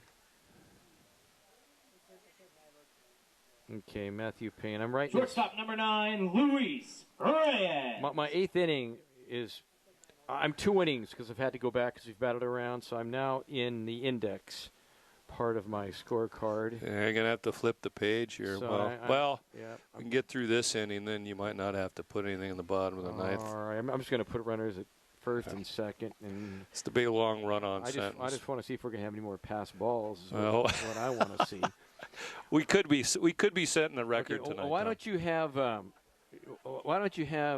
this Roby? Yeah, why don't you have Roby? And Roby, we appreciate this, but Roby, if you got school tomorrow, son, you can go ahead and go to bed or got to get up for work. But find out what the longest game is without going over 2 days, because I think back in '83 they hadn't changed that, or '84 they had not changed that American League curfew. Where you could have no new innings start after 1:30 a.m. That's probably why that game went as long as it did. And the pitch on the way, and this one swung on and missed. Good cut there by. Yeah, Reyes trying to hit that one into the next county. So Reyes tonight has done a little bit about just about everything. Double, couple singles, home run. But Alex Hunter got him to strike out. Alex Hunter looked very good. Yeah, he hung a couple of zeros on the board there for Taft, so that was a nice job by that young man. Yeah, this one hit back and out of play. Okay, so I got one more for you, Tom. All right. First team to ever wear numbers on their backs. I can't use the Bad News Bears. No. They were okay. Let me think about that one. If I can get this one. Yeah, if you can, and then we're just going to turn out the lights. We need money in the mail or something. This one hit down to third. Oh, nice stop down there by Halton. And Halton, has done a good job. He's 2 for 2 on opportunities tonight. And that is it in the 8th inning. Coso, nothing across. And we go to the 9th. We're there. And our score, Cerro 19 and Taft 5. We'll take our last time out of the night. 8 in the books. Back after this 1-minute timeout.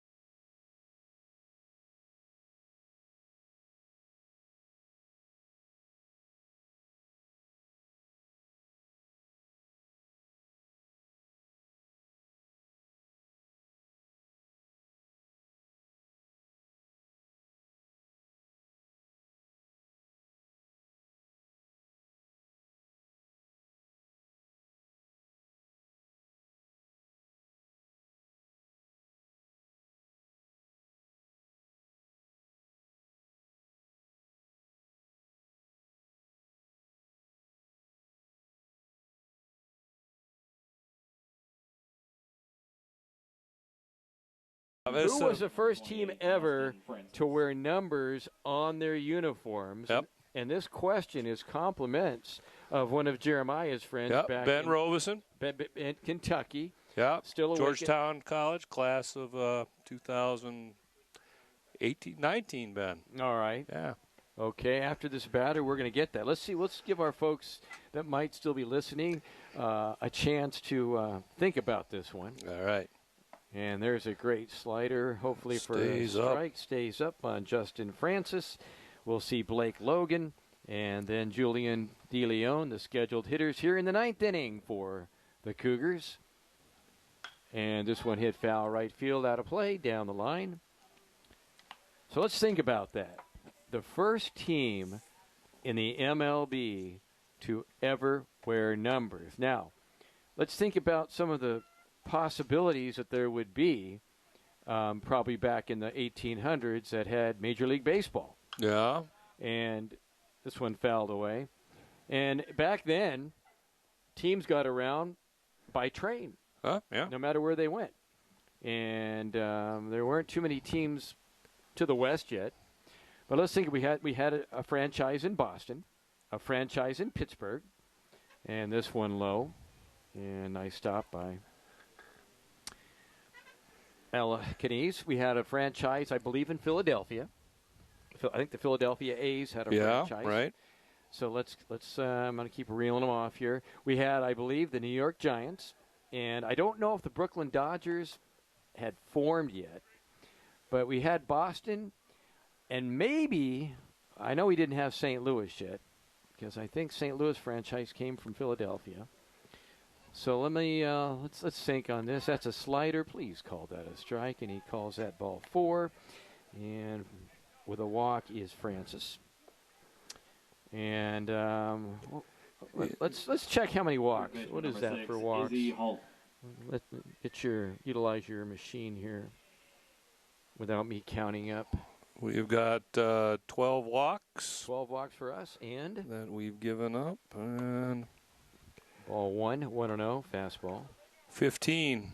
So that's 27 by my California math there. 27 walks. Well, now we got to ask, the guy maybe ask him if he's ever seen a game or listened to a game with 27 walks. Probably fell asleep long before we got there. All right, so we figured there probably were about, if this was in the 1800s, about 6 franchises. Yeah. You're going to come and tell me it'll be in the 1900s, and I won't believe it. I just have to think that when those numbers came on, we had Gunsmoke, and there was Dodge City, Kansas out in the west. That's where the train stopped back then. And there's a strike right there to Blake Logan. Blake is drawing the collar 0 for 4 tonight. Okay, so here's I'll give you the year. 1920s. You're kidding. They didn't have numbers before the 1920s? 1920s. Oh my goodness. Well, I'm going to say then Mel Lott and the Pittsburgh Pirates. That would just be my. It was the New York Yankees. Okay. And Babe Ruth wore number 3 because he batted 3rd in the lineup. Who would have known that? That's a great. Thank you for that question. Yeah, the 1920s. I'm disappointed in MLB. They waited till then. That's one down. Did he swing or look?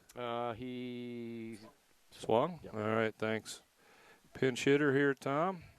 All right. Number 4, Chris Sherbarth. And Sherbarth out of Sterling, Colorado, Sterling High School. I've been up there one time. And Chris. Okay, so Roby sent the longest continuous MLB game time-wise where a winner was decided. 7 hours and 4 minutes. Cardinals beat the Mets 4-3. Wow. Didn't end until 03:13 in the morning. Holy cow. All right, the count 2-0. And now that's a strike right there. So the Pinstripes had the first numbers. And Ruth was number 3 because he batted 3rd in the lineup. Boy, that would. I'd have to. I bet most trivia guys wouldn't even know that one. Hit to right, that's going to go foul, and that's kind of the way the night's gone for the Cougars. Just not able to get too many breaks tonight, but But I tell you what, as I mentioned earlier, a great bright spot for them tonight is Alex Hunter. He was very, very good on the mound. Restored some order for the Cougars. Yeah. And pitch coming up, and this one is hit foul. Foul ball. Yep. Right Good out. 90 that time by Chris Sherbarth. All right, so Roby keeps them coming. Fun fact about his broadcasting career, Tom. He called a 15-inning game this year. Oh, did he? Wow. 4 hours and 50 minutes. Georgetown beat Madonna University 8-7. I think that's Madonna University of Ohio. Yes. Okay. Yep. All right. Well, that's a long night. I hope they paid him double for yeah, or, you know, good supply of throat lozenges and stuff like that. Okay, now the question I have for you and for him, but you can't be hard to answer. Why are games lasting a lot longer than they did in the 50s, 60s, and 70s? Someone asked me that the other day. I don't know. I mean, that's a good question because they've got, like, you know, the pitch timer that they're kind of trying to keep guys moving. They're limiting the visits. Oh, he yanks another one down the line. Foul. That's going to go foul. And I put that over the fence. Yep, staying alive with one out in the ninth inning. I mean, Chris Sherbarth, good grief, what is he? 19-5 our score. Let's see here. 6 foot, $145, and I'm thinking that's generous. And this one swung on, good pitch, and the second out of the inning. 2 down to the last out, and hitting is Damian Holmes. Holmes has been on base 3 times tonight. He's been hit by a pitch twice, walked, and struck out. 19 runs, 12 hits, 1 error for the Coyotes. And 5, 5, and 7 for Taft. And first pitch is Roby responded, commercial breaks is how he kept it going during that marathon. Oh, my. Oh, boy. All right, nice pitch. So the winning pitcher tonight will be Braden Jones. He'll get his first W of the year. And the time of this game will be, we're at 3:35 right now. All right. And we've only got 8 2/3. Yeah. Here's the pitch on the way. This one hit foul and out of play. 2 strikes. Well, I learned something tonight that the Yankees were the first team to have numbers. Yeah. I didn't think it'd be that late, but in the century, but in the origin of baseball, which started in 1869, by the way. Yeah. And it took them that long to get numbers. Pitch on the way. This one hit down to third. Davis there gobbles, throws, gets him, and the ball game is over. Nice play down there by Anthony Davis. Boy, that left side of the infield, Reyes and Davis, quite a pair. They are 2 very, very good infielders. All right, ball game over. And I want to thank Lee Johnson tonight, and I want to thank our good friend in Kentucky for giving us some material to help the last few innings go a little bit quicker. And Omar, nice job also tonight. And Vinny, we thank you back at the station for doing another good job tonight. Totals for this game, 19 hits, or 19 runs on 12 hits and 1 error. For the Coyotes, 5, 5, and 7 for Taft. The winning pitcher is Braden Jones, gets his first win. Time of the game, 3 hours and 37 minutes. For Lee Johnson, I am Tom Heck, bidding you a very pleasant good evening from the Dog Yard in Ridgecrest, where tonight the Coyotes easily over the Taft Cougars by a score of 19-5. Good night, everybody.